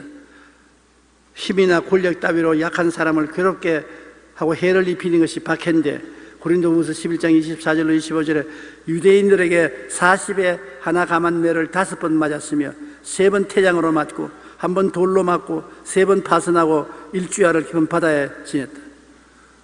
참 바울 선생 고통 많이 당했습니다. 복음을 전하기 위해서 그가 당한 것은 쓰디쓰는 고통인 것입니다. 40에 하나만 감한 배를 5번 맞았습니다. 그러니 등허리에 성한 흔적이 없습니다.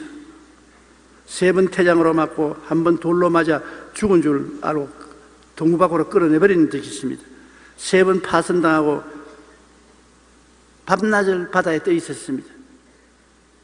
마태복음 5장 44절과 10절에 너희 원수를 사랑하며 너희를 박해하는 자를 위하여 기도하라고 했는데 이 박해당할 때 원수를 위해서 기도한다는 것 큰 짐입니다. 가시와 은극입니다. 힘든 일인 것입니다. 의를 위하여 박해를 받는 자는 복이 나니 천국이 거둘 것입니다. 박해의 결과 천국이 거둘 것이지만 박해를 이겨나가는 것 참 힘듭니다. 그 다음 공고입니다. 형편이 처지가 곤란하고 고생스러운 공고인데요. 고린도후서 11장 20절에 여러 번 여행하면서 강의 위험과 강도의 위험과 동족의 위험과 이방인의 위험과 시내의 위험과 광야의 위험과 바다의 위험과 거짓 형제 중의 위험을 당하고 가는 곳마다 위험 안 한 데가 없어요. 바울 선생이 복음을 전할 때는 요사야와 같이 문명한 시대가 아닌 미개한 시대였습니다. 강을 건너가는데도 교량이 없으니까 떠내려갈 위험을 당하고 가는 곳마다 강도들이 많았고 덕실거리고 유대인들은 바울을 언제나 잡아 죽이려고 하고 이방인들은 복음을 못 전하게 위험을 하고 시내의 위험을 당하고 광야에 가면 광야의 위험이 있고 바다에 가면 바다의 위험이 있고 거짓 형제 중에 위험을 당하고 로마서 8장 35절로 30절에 누가 우리를 그리스도의 사랑에서 끊으리요 환난이나 공고나 박해나 기근이나 적신이나 위험이나 칼이랴 그러나 이 모든 일에 우리를 사랑하시는 이로 말미암아 우리가 넉넉히 이기나니라. 바울이 그렇게 큰 어려움을 겪고 난 다음에도 그리스도에 대한 사랑을 끊을 수 없는 것을 체험했기 때문에 이런 말을 담대하게 말할 수 있는 것입니다. 여러분, 우리가 온 세상 모든 것 다 가져도 내가 하나님을 중심에 모시고 있지 않으면 언제나 허전한 것이 있습니다. 아무리 큰 부자도 그 마음 중심에 허전함이 있고, 아무리 권력자도 마음에 허전함이 있습니다. 아무리 훌륭한 남편을 모시고 천하 질세 미인을 데리고 살아도 마음이 허전합니다. 어떻게 합니까? 솔로몬도 물어보면 합니다. 솔로몬 어떻습니까? 마누라를 솔로몬은 1000명을 거느렸습니다. 한 명이면 충분할 건데 1000명을 거느렸습니다. 그렇다고 만족했습니까? 만족 안 했습니다. 온갖 화살나는 궁전을 짓고 호의호식에도 나중에 뭐라 했습니까? 헛되고 또 헛되니 모든 것이 헛되다. 우리 마음속에 하나님이 중심에 잡고 있지 않으면 모든 것이 헛된 것입니다. 그러므로 누가 우리를 그리스도의 사랑에서 끊으리요? 아무리 환난이 다가오고 공고하고 박해, 기근, 적신이나 위험이나 칼이 와도 우리가 예수님을 사랑하면 그리스도의 사랑으로 인하여 이 모든 것을 극복하고 넉넉히 이길 수가 있다는 것입니다. 예수 사랑하시면 거룩하신 말일세. 우리들은 약하나 예수 권세 많도다. 예수님 참 좋습니다. 예수님보다 더 좋은 것이 어디 있습니까? 배의 돛대는 항해할 때 강풍이 불어도 부러지지 않아야 하기 때문에 제일 단단한 나무를 씁니다. 그래서 돛대를 쓸 나무를 미리 선정해서 키웁니다. 높은 산에 올라가 가지고서 돛대가 될 나무를 선정을 해놓고 난 다음 그 주위에 있는 모든 방파제가 될 수 있는 나무를 다 베어버립니다. 그래서 바람이 불고 눈보라치는데 노출되도록 만들었습니다. 이러면 그 상옥대기에 있는 나무가 바람을 맞고 눈보라를 맞고 어려운 환경 가운데서 자라면은 굉장히 강하게 자라는 것입니다. 튼튼하게 자라요. 그것을 베어다가 돛대를 만들어 놓으니까 바다에 바람이 아무리 불어도 돛대가 부러지지 않습니다. 바람 분다고 해서 돛대가 뚝 하고 부러진 날이면 절단강산입니다. 돛대가 안 부러지는 것은 그렇게 어려운 시련을 겪었기 때문에 튼튼하고 강하게 되는 것입니다. 이렇게 10년을 키운 후에 그 나무를 잘라서 배의 돛대를 만들면 이 돛대는 어떤 강풍과 풍랑을 만나도 흔들리지 않는 견고한 돛대가 되는 것입니다. 여러분도 한 가지인 것입니다. 여러분을 약하게 만드는 여러 가지 원수가 있습니다. 가정과 사업의 문제, 가난과 질병의 문제, 우리의 몸의 연약한 것, 능욕, 욕됨, 박해, 공고 등이 다 와서 우리를 약하게 합니다. 그러나 이 모든 고통의 원수들은 결국 우리를 어떠한 비바람이 불러와도 움직도 하지 않는 강력한 하나님의 믿음의 군대로 만들어 놓고 마는 것입니다. 우리가 생각하는 시련과 환난과 고통과 괴로움이 패배한 신자로 만들 것 같은데 세월이 지나고 보면 능력 있고 강하고 흔들리지 아니하고 위대한 신앙이 고통으로 말미암아 만들어지는 것입니다.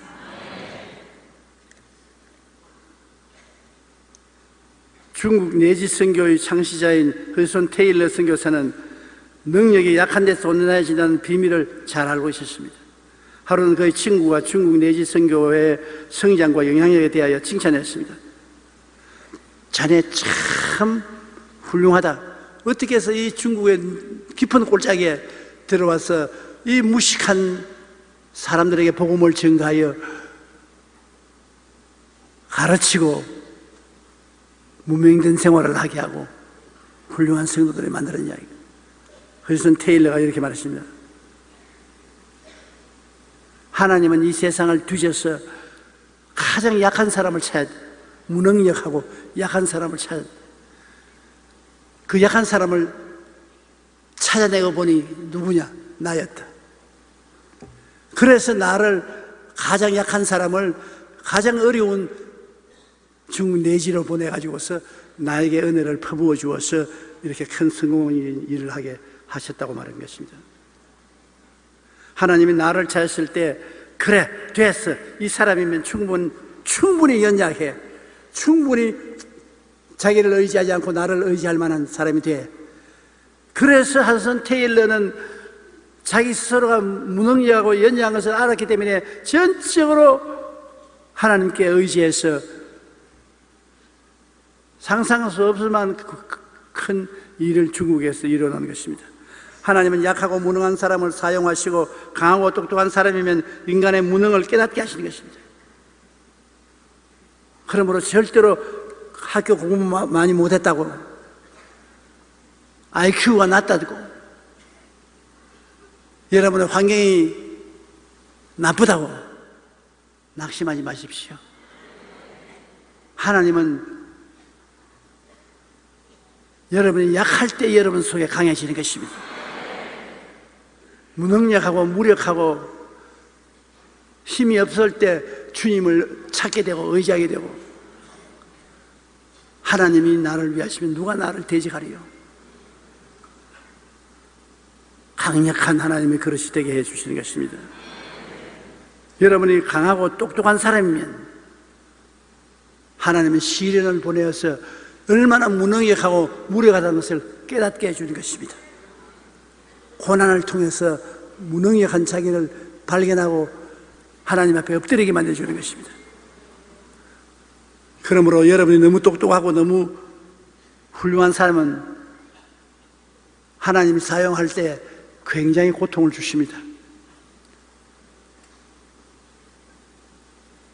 하나님이 꼭 나를 사용할 줄 알면 안 똑똑한 게 좋아요.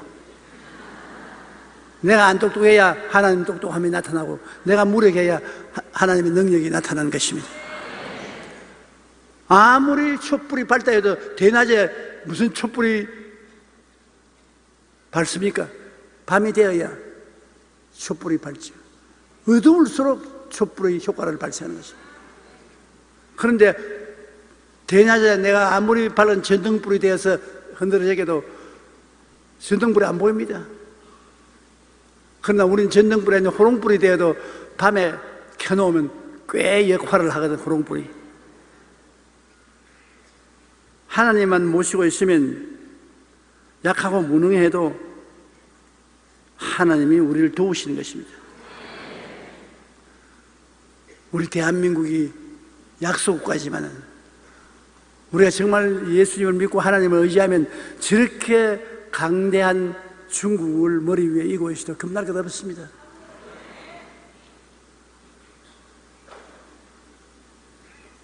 우리를 36년 동안 식민지로 삼아서 짓밟았던 일본이 저렇게 문명국으로 우리 밑에 있어도 겁날 것 없습니다. 하나님이 우리를 위하시면 누가 우리를 대적하리요? 그 아들을 우리에게 주시니까 그 아들과 함께 무엇을 선물로 주지 아니하시겠느냐?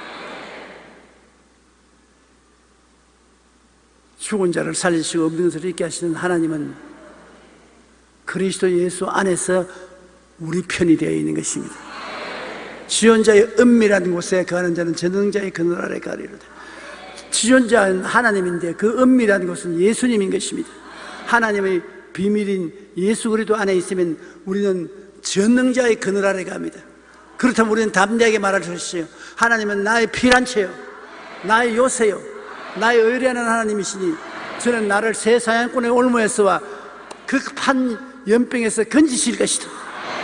그 하나님이 계심으로 나는 밤의 놀램과 낮에 흐르는 살과 흑암 중에 하는 연병과 백주의 황폐케 하는 파멸을 두려워하지 아니하리로다. 천인이 내 곁에서 만인이 내 옆에서 엎드려지나 이 재앙이 내게 가까이 오지 못하리로다.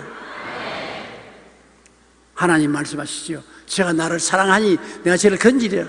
제가 내 이름을 안적 내가 너를 높이리라. 제가 내게 간구하리니 내가 응답하리라. 환난 때 내가 저와 같이 저를 건지고 영화롭게 하리라. 내가 장수함으로 만족해 하며 나의 구원으로 보이리라. 이런 하나님이 계신데 우리가 무엇을 두려워하는 것입니까? 하나님께서 우리를 깨뜨려 복종케 하시는 것은 은혜를 더욱 부어주셔서 하나님이 크신 그릇이 되게 하기 위한 것입니다. 하나님은 약하고 무능한 사람을 사용하십니다. 강하고 똑똑한 사람이면 인간의 무능을 깨닫게 하고 사용해야 되기 때문에 주어박습니다. 야 이놈아 바보 천치야, 네가 뭐 똑똑하냐, 네가 뭐 잘났느냐. 그래서 모세가 자기가 바보 천치를 깨닫는데 40년 걸렸어요. 광야에서. 바울 선생은 목회 일생 동안 고난을 겪었어요. 그것은 자기가 얼마나 바보고 무능하고 무례하던 것을 늘 깨달아 하나님을 의지하게 만들기 위한 것입니다.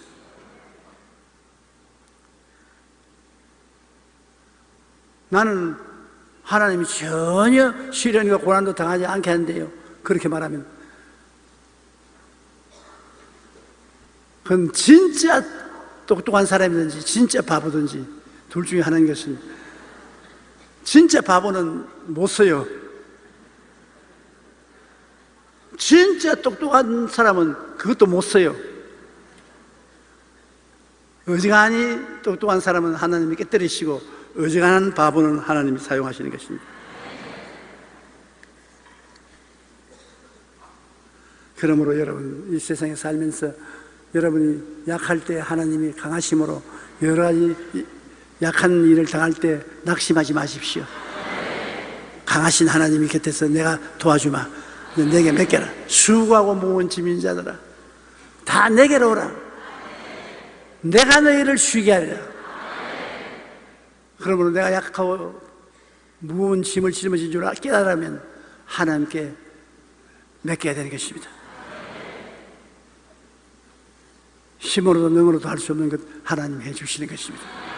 기도드리겠습니다. 하나님 아버지, 우리가 약할 때 하나님이 강하신 것을 감사합니다. 우리 예수 그리스도를 통해서 아버지를 모신 사람들은 손해날 것이 하나도 없습니다. 고난과 괴로움이 다가오는 것은 더 위대한 능력과 힘을 주기 위한 것입니다. 가난이 다가오는 것은 나중에 큰 부자를 만들어 주려고 그렇게 하시는 것입니다. 몸에 약한 것은 나중에 강할 때 자랑하지 못하게 만들기 위해서 고난을 통하게 하시는 것입니다. 우리 아버지 하나님께서 결국에는 우리 각자 모든 사람에게 영혼이 잘됨같이 범사의 잘됨에 강건하고 생명을 얻되 넘치게 얻게 하기를 원하시는 것을 압니다. 아버지께서 우리 모든 성도들에게 큰 위로와 평안을 주시옵시고 언제나 하나님 보좌를 바라보고 성령의 인도를 따르게 하여 주시옵소서. 예수님 이름으로 기도드립니다. 아멘. 은혜 받으실 하나님의 말씀은 갈라디아서 3장 3절 말씀이 되겠습니다. 너희가 이같이 어리석으냐?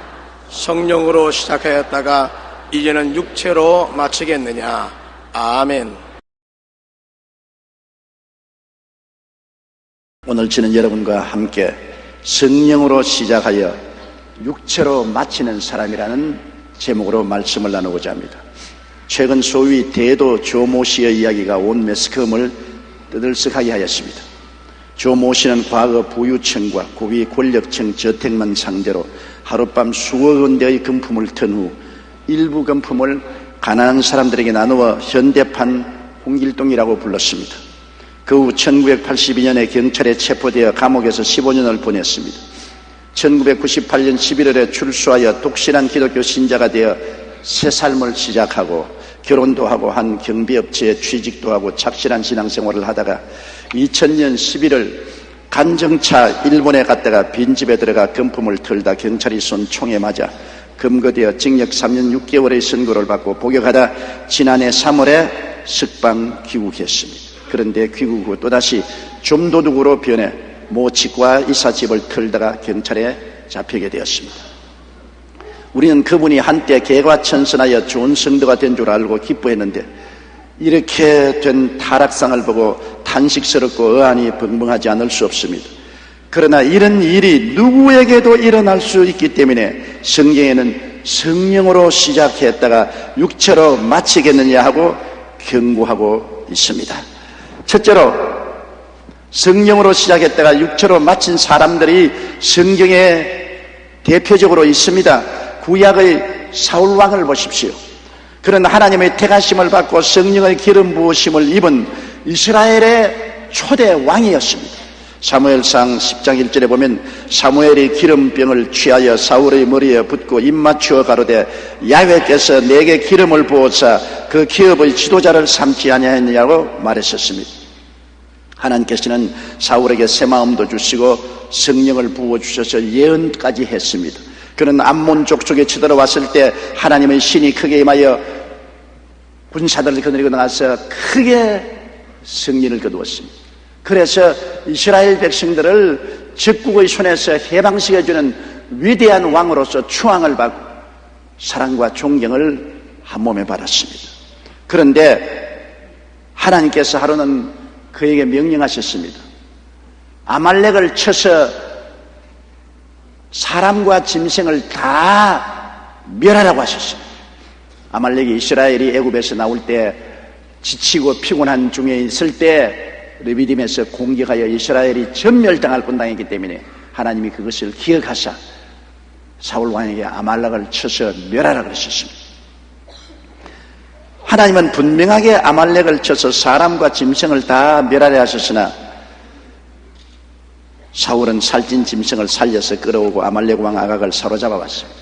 하나님 명령에 거역했습니다. 사무엘상 15장 8절로 9절에 보면 아말렉 사람의 왕 아각을 사로잡고 칼날로 그 백성을 진멸하였을 때 사울과 백성이 아각과 그 양과 소의 가장 좋은 것 또는 기름진 것과 어린 양과 모든 좋은 것을 남기고 진멸시키기를 전례 아니하고 가치 없고 낮은 것만 진멸하니라.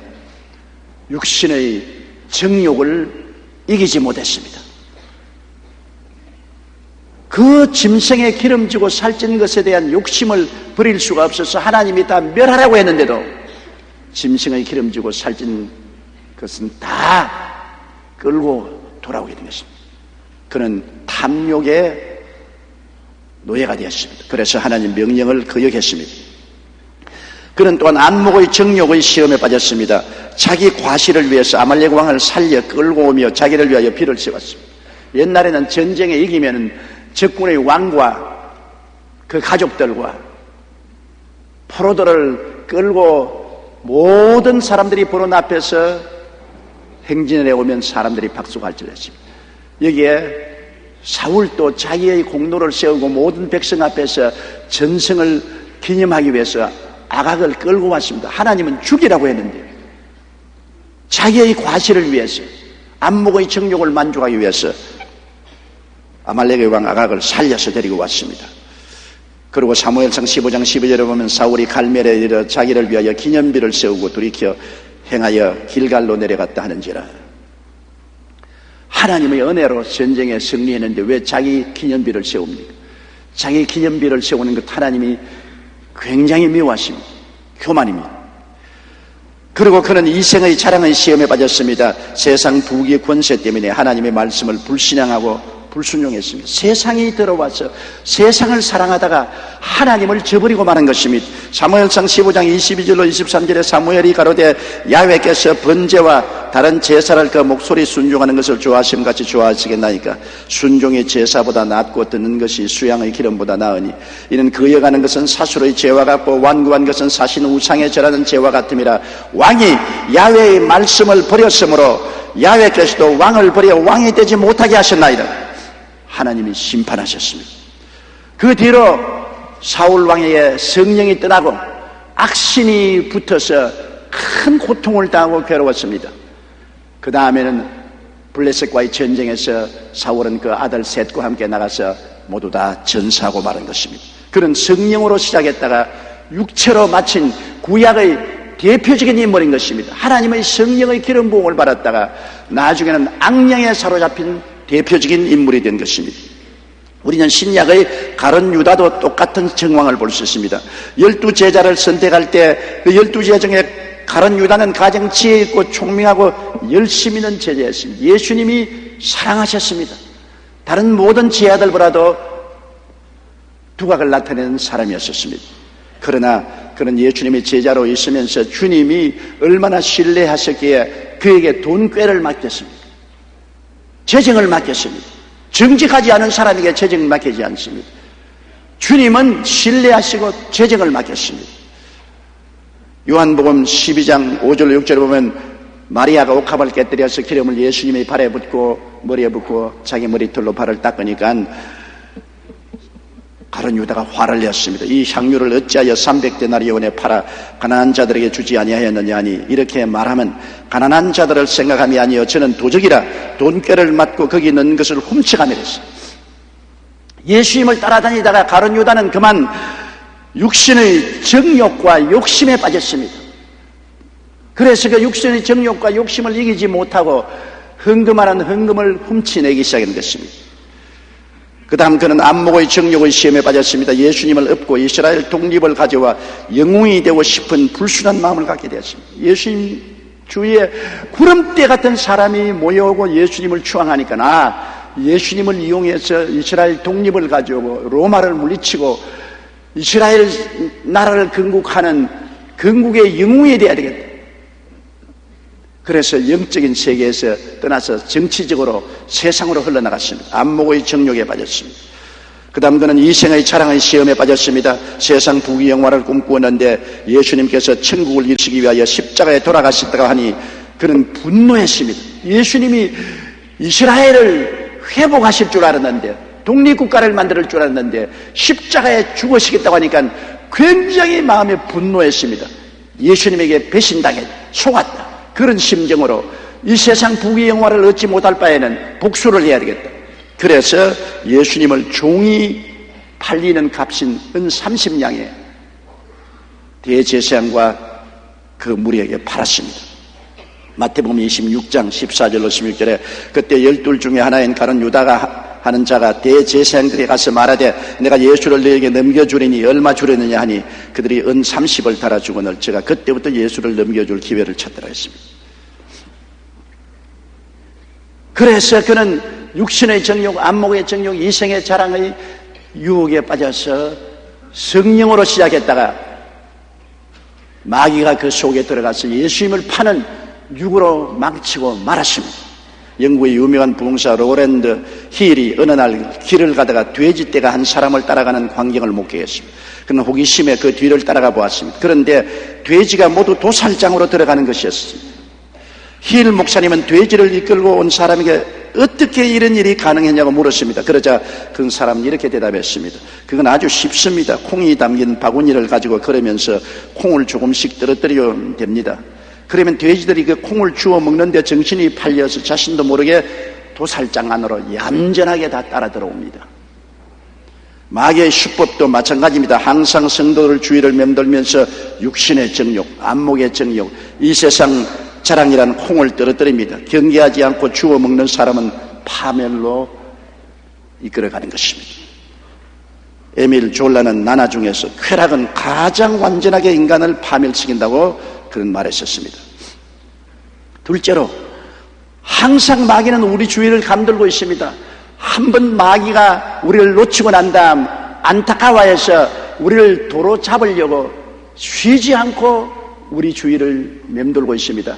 그렇기 때문에 성경에는 경청하라 깨어라 너희 대적 마귀가 오는 사자같이 두루 삼기며 삼킬 자를 찾나니 너희는 믿음을 굳게 하여 저를 대적하라 했습니다. 가장 큰 문제는 사울 왕도 마귀의 육신의 정욕, 안목의 정욕, 이 세상 자랑으로 유혹할 때 대적을 안 했습니다. 가룟 유다도 마귀의 유혹에 대적을 안 했습니다. 술술 따라갔습니다. 그러나 하나님의 아들은 달랐습니다. 하나님 아들조차 육체의 일로 마귀가 시험했는데 육체의 정욕으로 시험했죠. 예수님이 40주 40야 금식하시고 난 다음 굉장히 줄였습니다. 그때 와서 하나님의 아들의 권능으로 구복부터 채워라 했습니다. 마태복음 4장 3절에 시험하는 자가 예수께 나와 이르되 내가 만일 하나님의 아들이거든 명하여 이 돌들이 떡덩이가 되게 하라. 왜 배고파하느냐? 하나님의 아들의 권능으로 돌을 떡으로 만들어 먹어라. 이건 정상적인 것이 아닙니다. 비정상적인 것입니다. 수단 방법을 가리지 말고 하나님의 권능으로 구복을 채워라는 것입니다. 예수님은 거기에 대적했습니다. 사울 왕이나 가룟 유다는 대적을 안 했는데 예수님은 단호하게 기록하였을 때 사람이 떡으로만 살 것이 아니요 하나님 입으로 나오는 모든 말씀으로 살 것이라 대적했습니다. 그 다음 마귀는 예수님을 안목의 정욕으로 유혹했지요. 하나님의 아들의 권능으로 기적을 행하여 명예를 얻어라. 이 세상의 명예가 얼마나 좋냐. 모든 사람이 추앙하고 따를 것인데 하나님의 아들의 권능으로 기적을 행해서 명예를 얻어라. 마태복음 4장 5절로 6절에 마귀가 예수를 거룩한 성으로 데려다가 성전 꼭대기에 세우고 가로되 내가 만일 하나님의 아들이거든 뛰어내리라. 기록하였을 때 제가 너를 위하여 그 사자들을 명하시리니 저희가 손으로 너를 받들어 발이 돌에 부딪히지 않게 하리로다 했느니라. 그때 예수님은 기록하였을 때 주 너희 하나님을 시험치 말라 대적했습니다. 그대로 받아들이지 않았습니다. 그러자 마귀는 마지막으로 이성의 자랑으로 시험했습니다. 마귀에게 절하고라도 세상 부귀 권력 영화를 취하라 했습니다. 마태복음 4장 8절로 9절에 마귀가 또 그를 데리고 지극히 높은 산으로 가서 천하 만국과 그 영광을 보여 가로되 만일 내게 엎드려 경배하면 이 모든 것을 내게 주리라. 세상 부귀 영화 공명이 얼마나 좋으냐. 하나님 믿고 신령한 걸 따라가는 것보다도 세상 부귀 영화 공명을 취하라. 내게 절하면 내 다 주겠다. 많은 사람이 저기 와서 묻습니다. 예수 안 믿는 사람도 왜 부귀 영화 공명을 누리고 잘 사느냐. 마귀도 자기를 따르는 사람에게 세상의 부귀 영화 공명을 줍니다. 그 부귀 영화 공명을 통해서 하늘로 가는 길을 막아버리고 하늘에 가는 영적인 눈을 빼앗아버리고 지옥으로 끌고 가는 것입니다. 잠시 있다 사라지는 부귀 영화 공명을 취하고 난 다음 지옥의 영원한 희생물이 되고 마는 것입니다. 예수님께서는 여기에 단호하게 대적했습니다. 사탄아 물러가라. 기록하였을 때 주 너희 하나님께 경배하고 다만 그를 섬기라 하였느니라. 마귀의 시험이 안 오는 것 아닙니다. 여러분에게도 다 오는 것입니다. 예수님은 말씀으로 대적을 했고 사울도 대적 안 하고 가룟 유다도 대적 안 하고 순순히 따라갔습니다. 조모시가 당한 시험도 바로 이것인 것입니다. 예수님과 다른 것은 조시는 마귀를 대적하지 않았기 때문인 것입니다. 조시가 만일 마귀를 공개적으로 대적했으면 오늘날 타락하고 온 매스컴에 도배를 하지 않았을 것입니다. 그는 육신의 정욕에 시험을 받았습니다. 마귀가 와서 야 쉽게 돈 버는 것은 도적질이 최고다. 땀 하나 흘리고 나무 담 뛰어넘어가서 훔치는 것 쉽게 돈 버는 것이 아니냐. 쉽게 돈 번다는 것은 굉장히 힘이 듭니다. 어느 자매님이 한번 저에게 신앙 상담을 왔는데 그 자매님이 한 말이 자기는 시골 출신으로서 서울에 와서 어느 공장에서 직공으로 일을 하는데 뼈 빠지게 일을 해봤자 겨우 자기 하숙비 지불하고 자기 화장하고 뭐 그런 데 돈을 쓰고 나면 얼마 남는 것이 없고 조금 남는 것은 시골로 부모님을 양육하기 위해서 보낸다는 것입니다. 그런데 자기 친구 중에 어떤 사람이 몸을 팔게 되었는데 자기에게 와서 말이 그렇게 쉬울 수가 없다. 하루 저녁에 잠시 지나면 몇만 원씩 손에 들어온다. 고생하지 않고 돈을 벌 수 있다. 그 돈의 유혹에 빠져서 자기도 공장을 그만두고 몸을 팔게 되었다는 것입니다. 그런데 과연 쉽게 돈을 벌었다는 것입니다. 고생하지 아니하고 한 달 내내 공장에서 일하는 돈을 하루 저녁에 벌었다. 그는 한 달만 있다가 나가야지, 그 다음 또 한 달만 있다가 나가야지, 한 해만 더 벌고 나가야지, 두 해만 더 벌고 나가야지. 그렇게 하면서도 그 유혹에 근질기게 끌려 들어가서 발을 뽑지 못하고 이제는 완전히 창녀가 되었는데 어찌하든지 이곳에 나오기 위해서 그 예수 믿는 친구의 인도를 통해서 교회에 찾아왔습니다. 그는 내게 한 말이 목사님 말이 쉬워 그렇지 도저히 이곳을 떠날 수가 없습니다. 내가 다시 옛날에 공장에 가서 일할 생각은 초도 없습니다.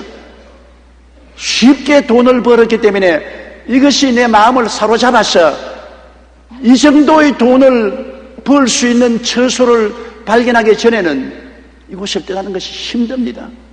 제가 기도는 해주었습니다만 그가 눈물을 흘리면서 고백합니다. 조시가 당한 유혹도 마찬가지입니다. 육신의 정욕에 사로잡혀서 쉽게 하루 저녁에 몇 억씩 물건을 훔쳐서 돈을 벌었는데 너 또다시 돈을 벌려면 그렇게 쉽게 벌어라.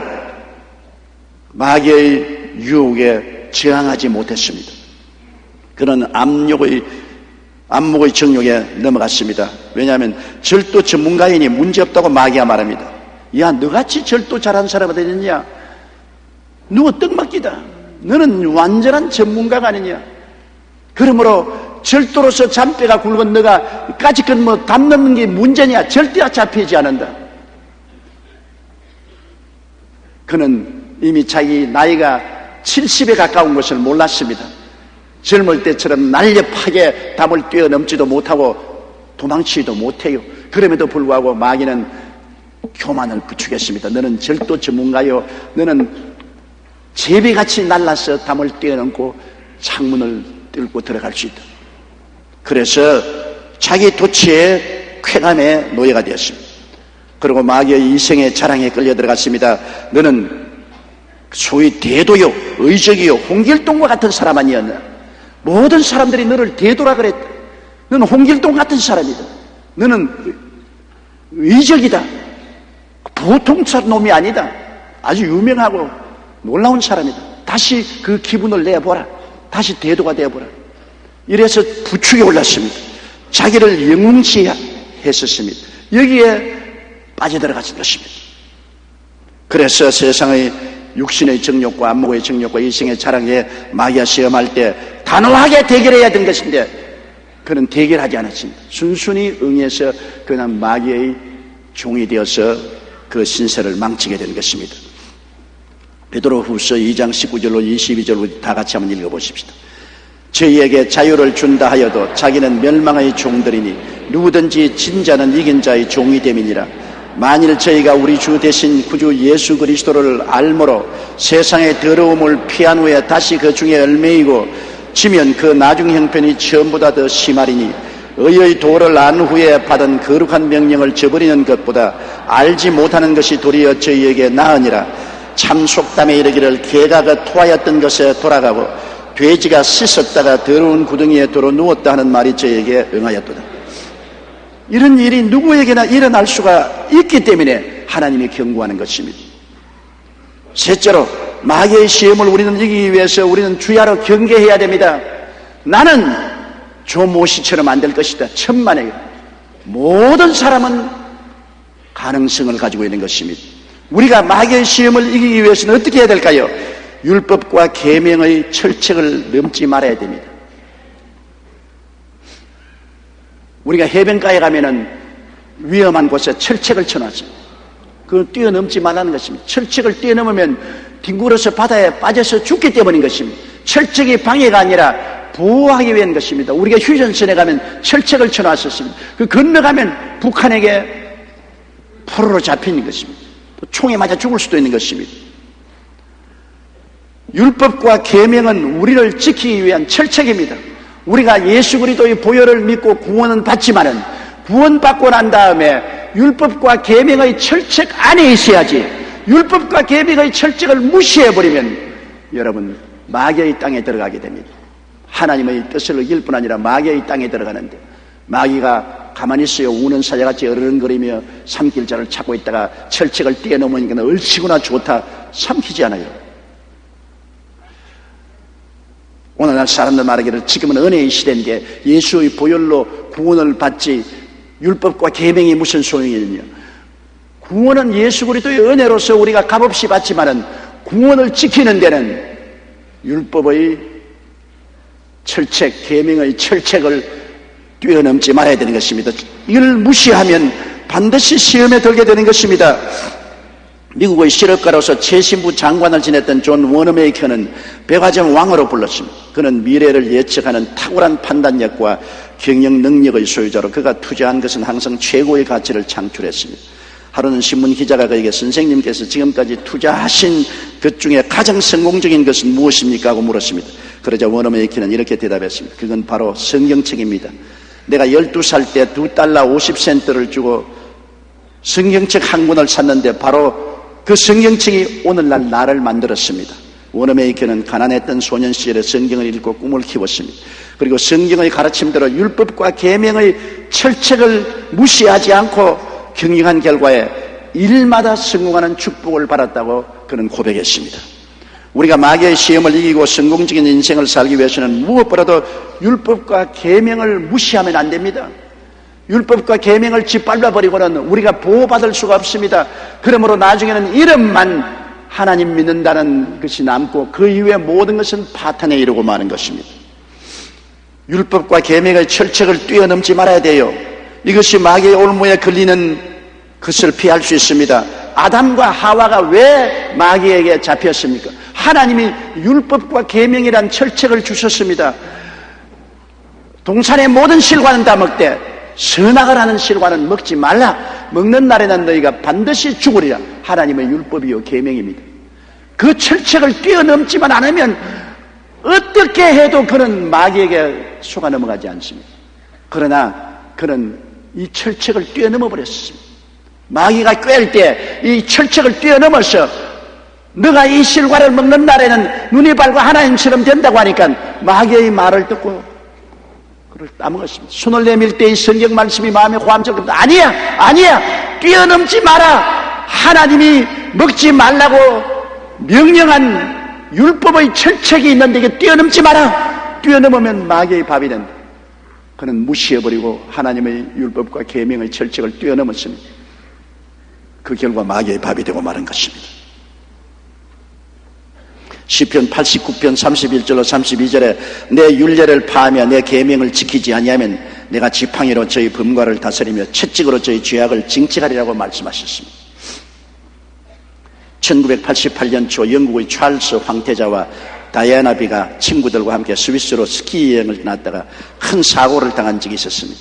그 사고로 황태자의 가장 친한 친구 중 한 사람이 사망했고 다른 사람들은 심한 부상을 입었습니다. 알고 보니 울타리를 넘어 금지된 구역에서 스키를 타던 것입니다. 이 울타리를 넘어가면 너무 급경사가 오는 것이니까 위험함으로 여기는 스키를 타지 마십시오고 금지 구역에 철책을 쳐놓았었습니다.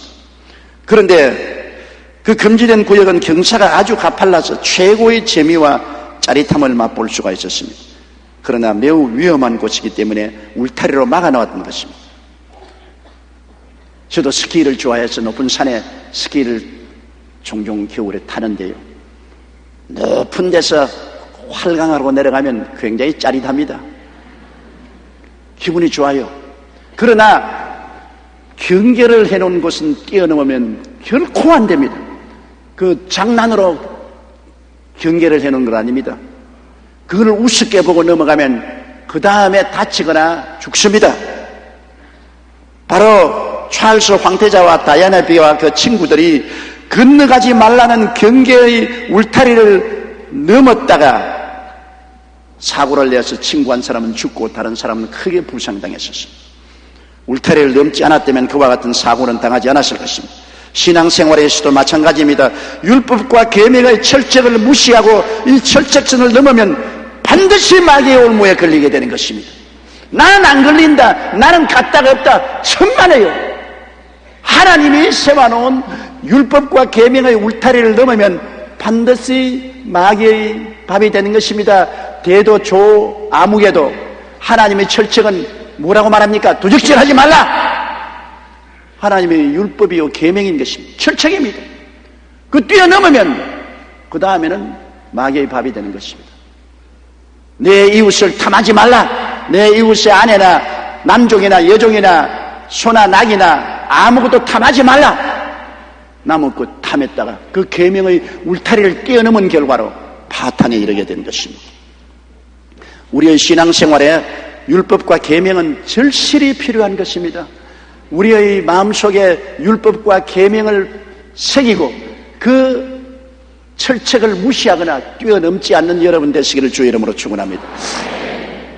그리고 항상 말씀을 듣고 읽고 기도하여 영적으로 소생하고 성령님과 교통하여 육체의 소욕을 대적해야 되는 것입니다. 하나님 말씀을 늘 읽고 성령에 충만하고 영적으로 살면서 육체의 유혹이 오면 대적을 해야 돼요. 대적을 안 하기 때문에 넘어가는 것입니다. 너희는 마귀를 대적하라 그래야면 제가 너를 피하리라고 말씀한 것입니다. 예수님도 늘 대적했는데 우리가 왜 대적을 안 하고 그대로 따라갑니까? 요한 1서 2장 14절에 너희가 강하고 하나님의 말씀이 너희 속에 거하시고 너희가 흉악한 자를 이겼음이라고 말한 것입니다. 그리스의 신화에 나오는 적막의 섬에 대한 이야기가 있습니다. 옛날 뱃사람들에게 가장 두려운 것은 적막의 섬에서 들려오는 요정의 노랫소리였습니다. 선원들이 밤중에 배를 타고 이 섬을 지나가면 사람의 간장을 녹일 듯한 요정의 노랫소리가 들려옵니다. 그 노랫소리에 귀를 기울이다 보면 저도 모르게 한 사람씩 바닷물로 뛰어듭니다. 그래서 아침이면 선원들은 모두 빠져 죽고 빈배만 둥둥 떠다니는 것입니다. 그런데 유독히 한 배는 적막의 섬을 지나다니면서도 희생자가 한 사람도 없었습니다. 사람들이 그 비결을 묻자 선장은 끌끌 웃으며 이렇게 말했습니다. 비결은 간단합니다. 우리는 요정의 노래 소리가 들리기 시작하면 그보다 더 큰 소리로 우리의 노래를 부릅니다. 그러니 요정의 노래 소리가 우리 귀에 들릴 시간이 없습니다. 맞았어요. 세상에 유혹이 들어오면 우리는 더 크게 기도하고 찬송하고 말씀을 시인함으로 세상의 유혹의 소리가 우리 마음에 들릴 겨를이 없는 것입니다. 우리가 기도하고 말씀 읽고 찬송을 등한히 하기 때문에 세상의 소곤거리는 소리가 마음에 들려오지, 우리가 크게 기도하고 찬송하고 성령이 충만한데 세상에 소곤거리는 소리가 마음에 들려올 수가 없는 것입니다. 그리고 성도들과 함께 교제하고 의지하며 기도함으로 도움을 받아야 됩니다. 교회 왜 가느냐? 집에서 나는 그저 인터넷으로 예배드리고 텔레비로 예배드리고 말지 교회까지 왜 가느냐? 여러분, 교회는 많은 성도들이 모이는 곳입니다. 너희 두세 사람이 내 이름으로 모인 것처럼 나도 너희 가운데 있겠노라.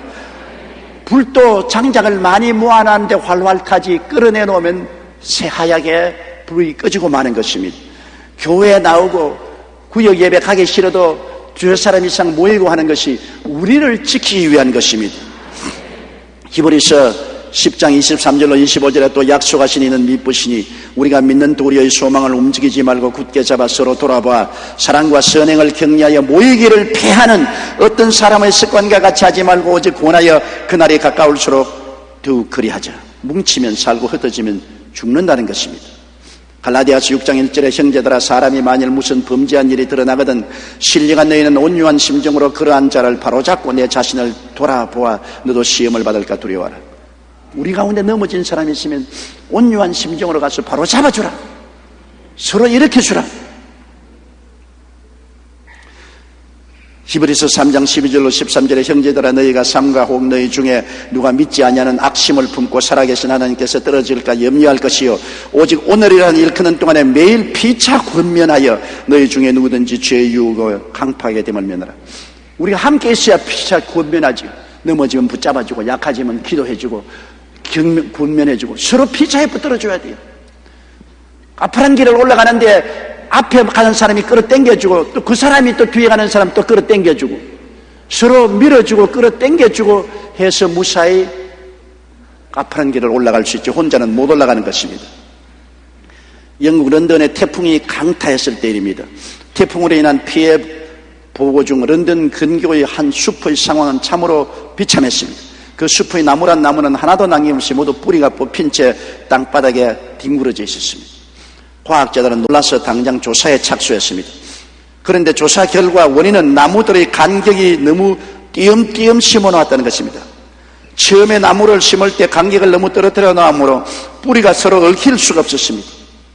나무들은 각각 서로 독립으로 서 있기 때문에 바람이 부니까 자기 뿌리가 뽑히니까 다 뽑혀버렸습니다. 서로 뿌리가 엉켜 있었으면 서로 붙들어 주기 때문에 바람에 이길 수 있었습니다. 그래서 그 다음부터 나무를 심을 때 뿌리가 엉킬 수 있도록 간격을 좁혀서 심으라고 했었습니다. 그 다음에는 태풍에도 나무가 쓰러지지 않았었습니다. 우리는 어릴 때 정원에 아버님께서 여러 가지 꽃을 많이 심었었습니다. 정원 한가운데 사과나무가 한 그루 있고 그 옆에는 다리아도 있고 사보댕도 있고 또 해바라기도 많이 심어서 키가 큼직한 해바라기들이 져 있고 그 다음에는 나팔꽃을 심어가지고 아침이면 나팔꽃이 해바라기 줄기를 줄줄줄 타고 올라가서 나팔꽃이 피었습니다. 그래서 내가 아침에 나가서 보면 저놈의 나팔꽃은 나쁜 놈 봐라. 왜 해바라기 주위를 칭칭칭 감고 올라가서 나무 덕을 보느냐. 그러나 나팔꽃이 감고 올라가지 않은 해바라기도 있고 나팔꽃이 감고 올라간 해바라기도 있는 것을 보았습니다. 근데 어느 날 굉장히 밤에 비가 많이 오고 바람이 많이 부는데 아침에 가니까 완전히 꽃밭이 쑥대밭이 됐어요. 그런데 해바라기가 다 꺾어져 가지고서 쓰러졌는데 이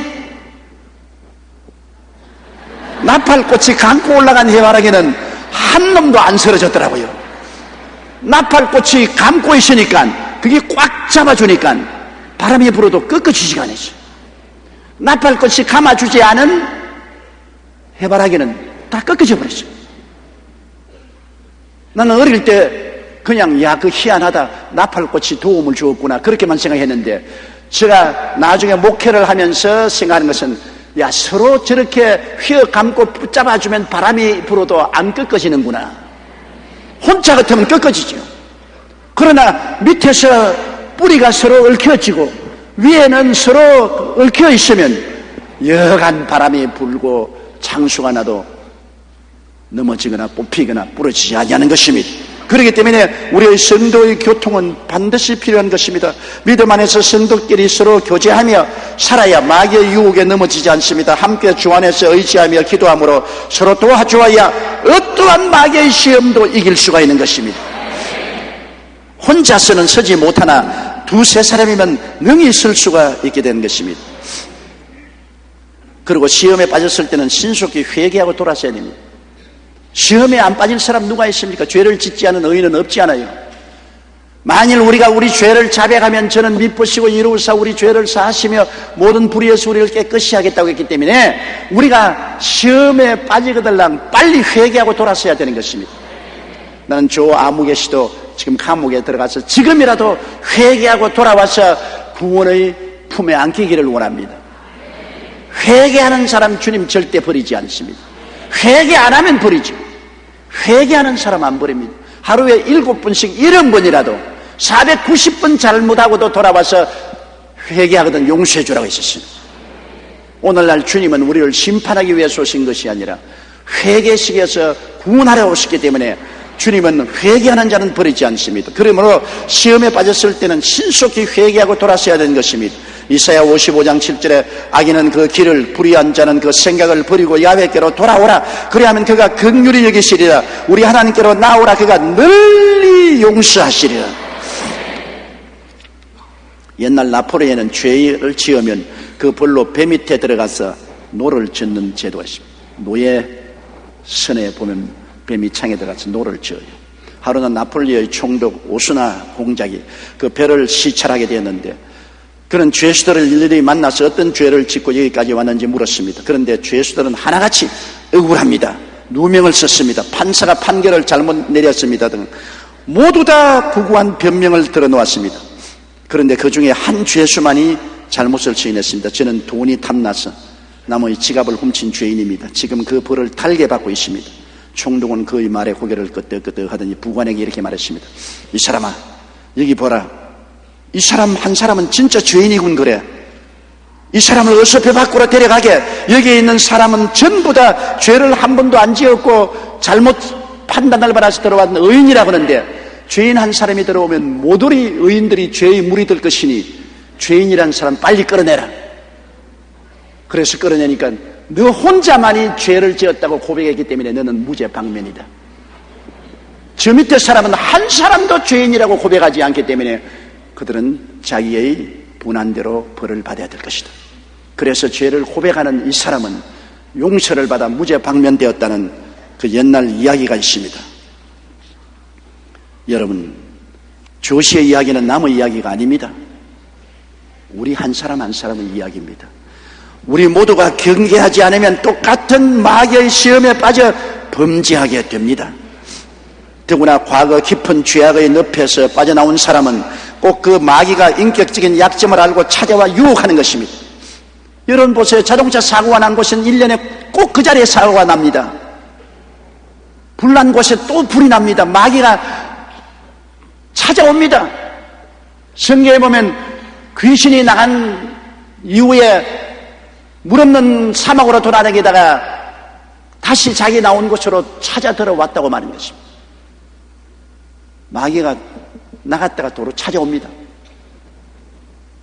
더구나 과거의 깊은 죄악의 늪에서 마귀의 포로됐던 사람은 마귀가 그 사람의 약점을 잘 알기 때문에 그 약점으로 얽어매기 위해서 꼭 찾아오게 되는 것입니다.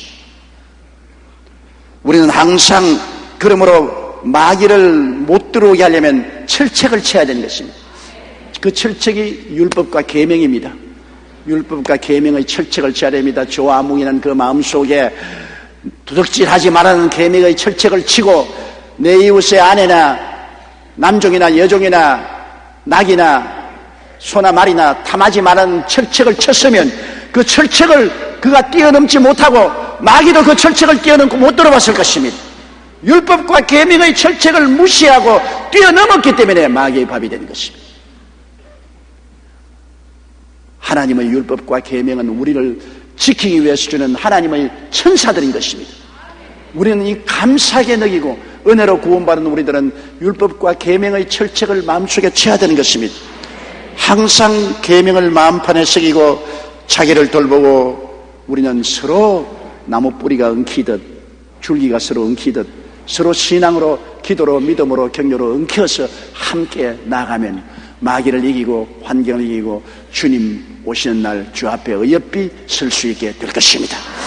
다 같이 고개 숙여 기도드리겠습니다. 사랑이 많으신 우리 아버지 하나님, 이 죄 많은 세상, 유혹이 많은 곳에 우리 예수 믿는 사람들이 살아가기가 너무나 힘이 듭니다. 혼자 등불을 켜고 가는 것 같아서 바람이 불면 꺼져버리고 맙니다. 내 아버지 하나님이여, 오늘 조 모씨가 예수를 잘 믿었다가 또다시 타락한 것은 성령으로 시작했다가 육체로 떨어진 것입니다. 우리도 성령으로 시작했다가 육체로 떨어지는 사람이 없게 만들어 주시옵시고, 하나님 이를 경계로 삼아서 더 착실한 신앙생활을 하게 도와주옵소서. 예수님 이름으로 기도드리옵나이다. 아멘.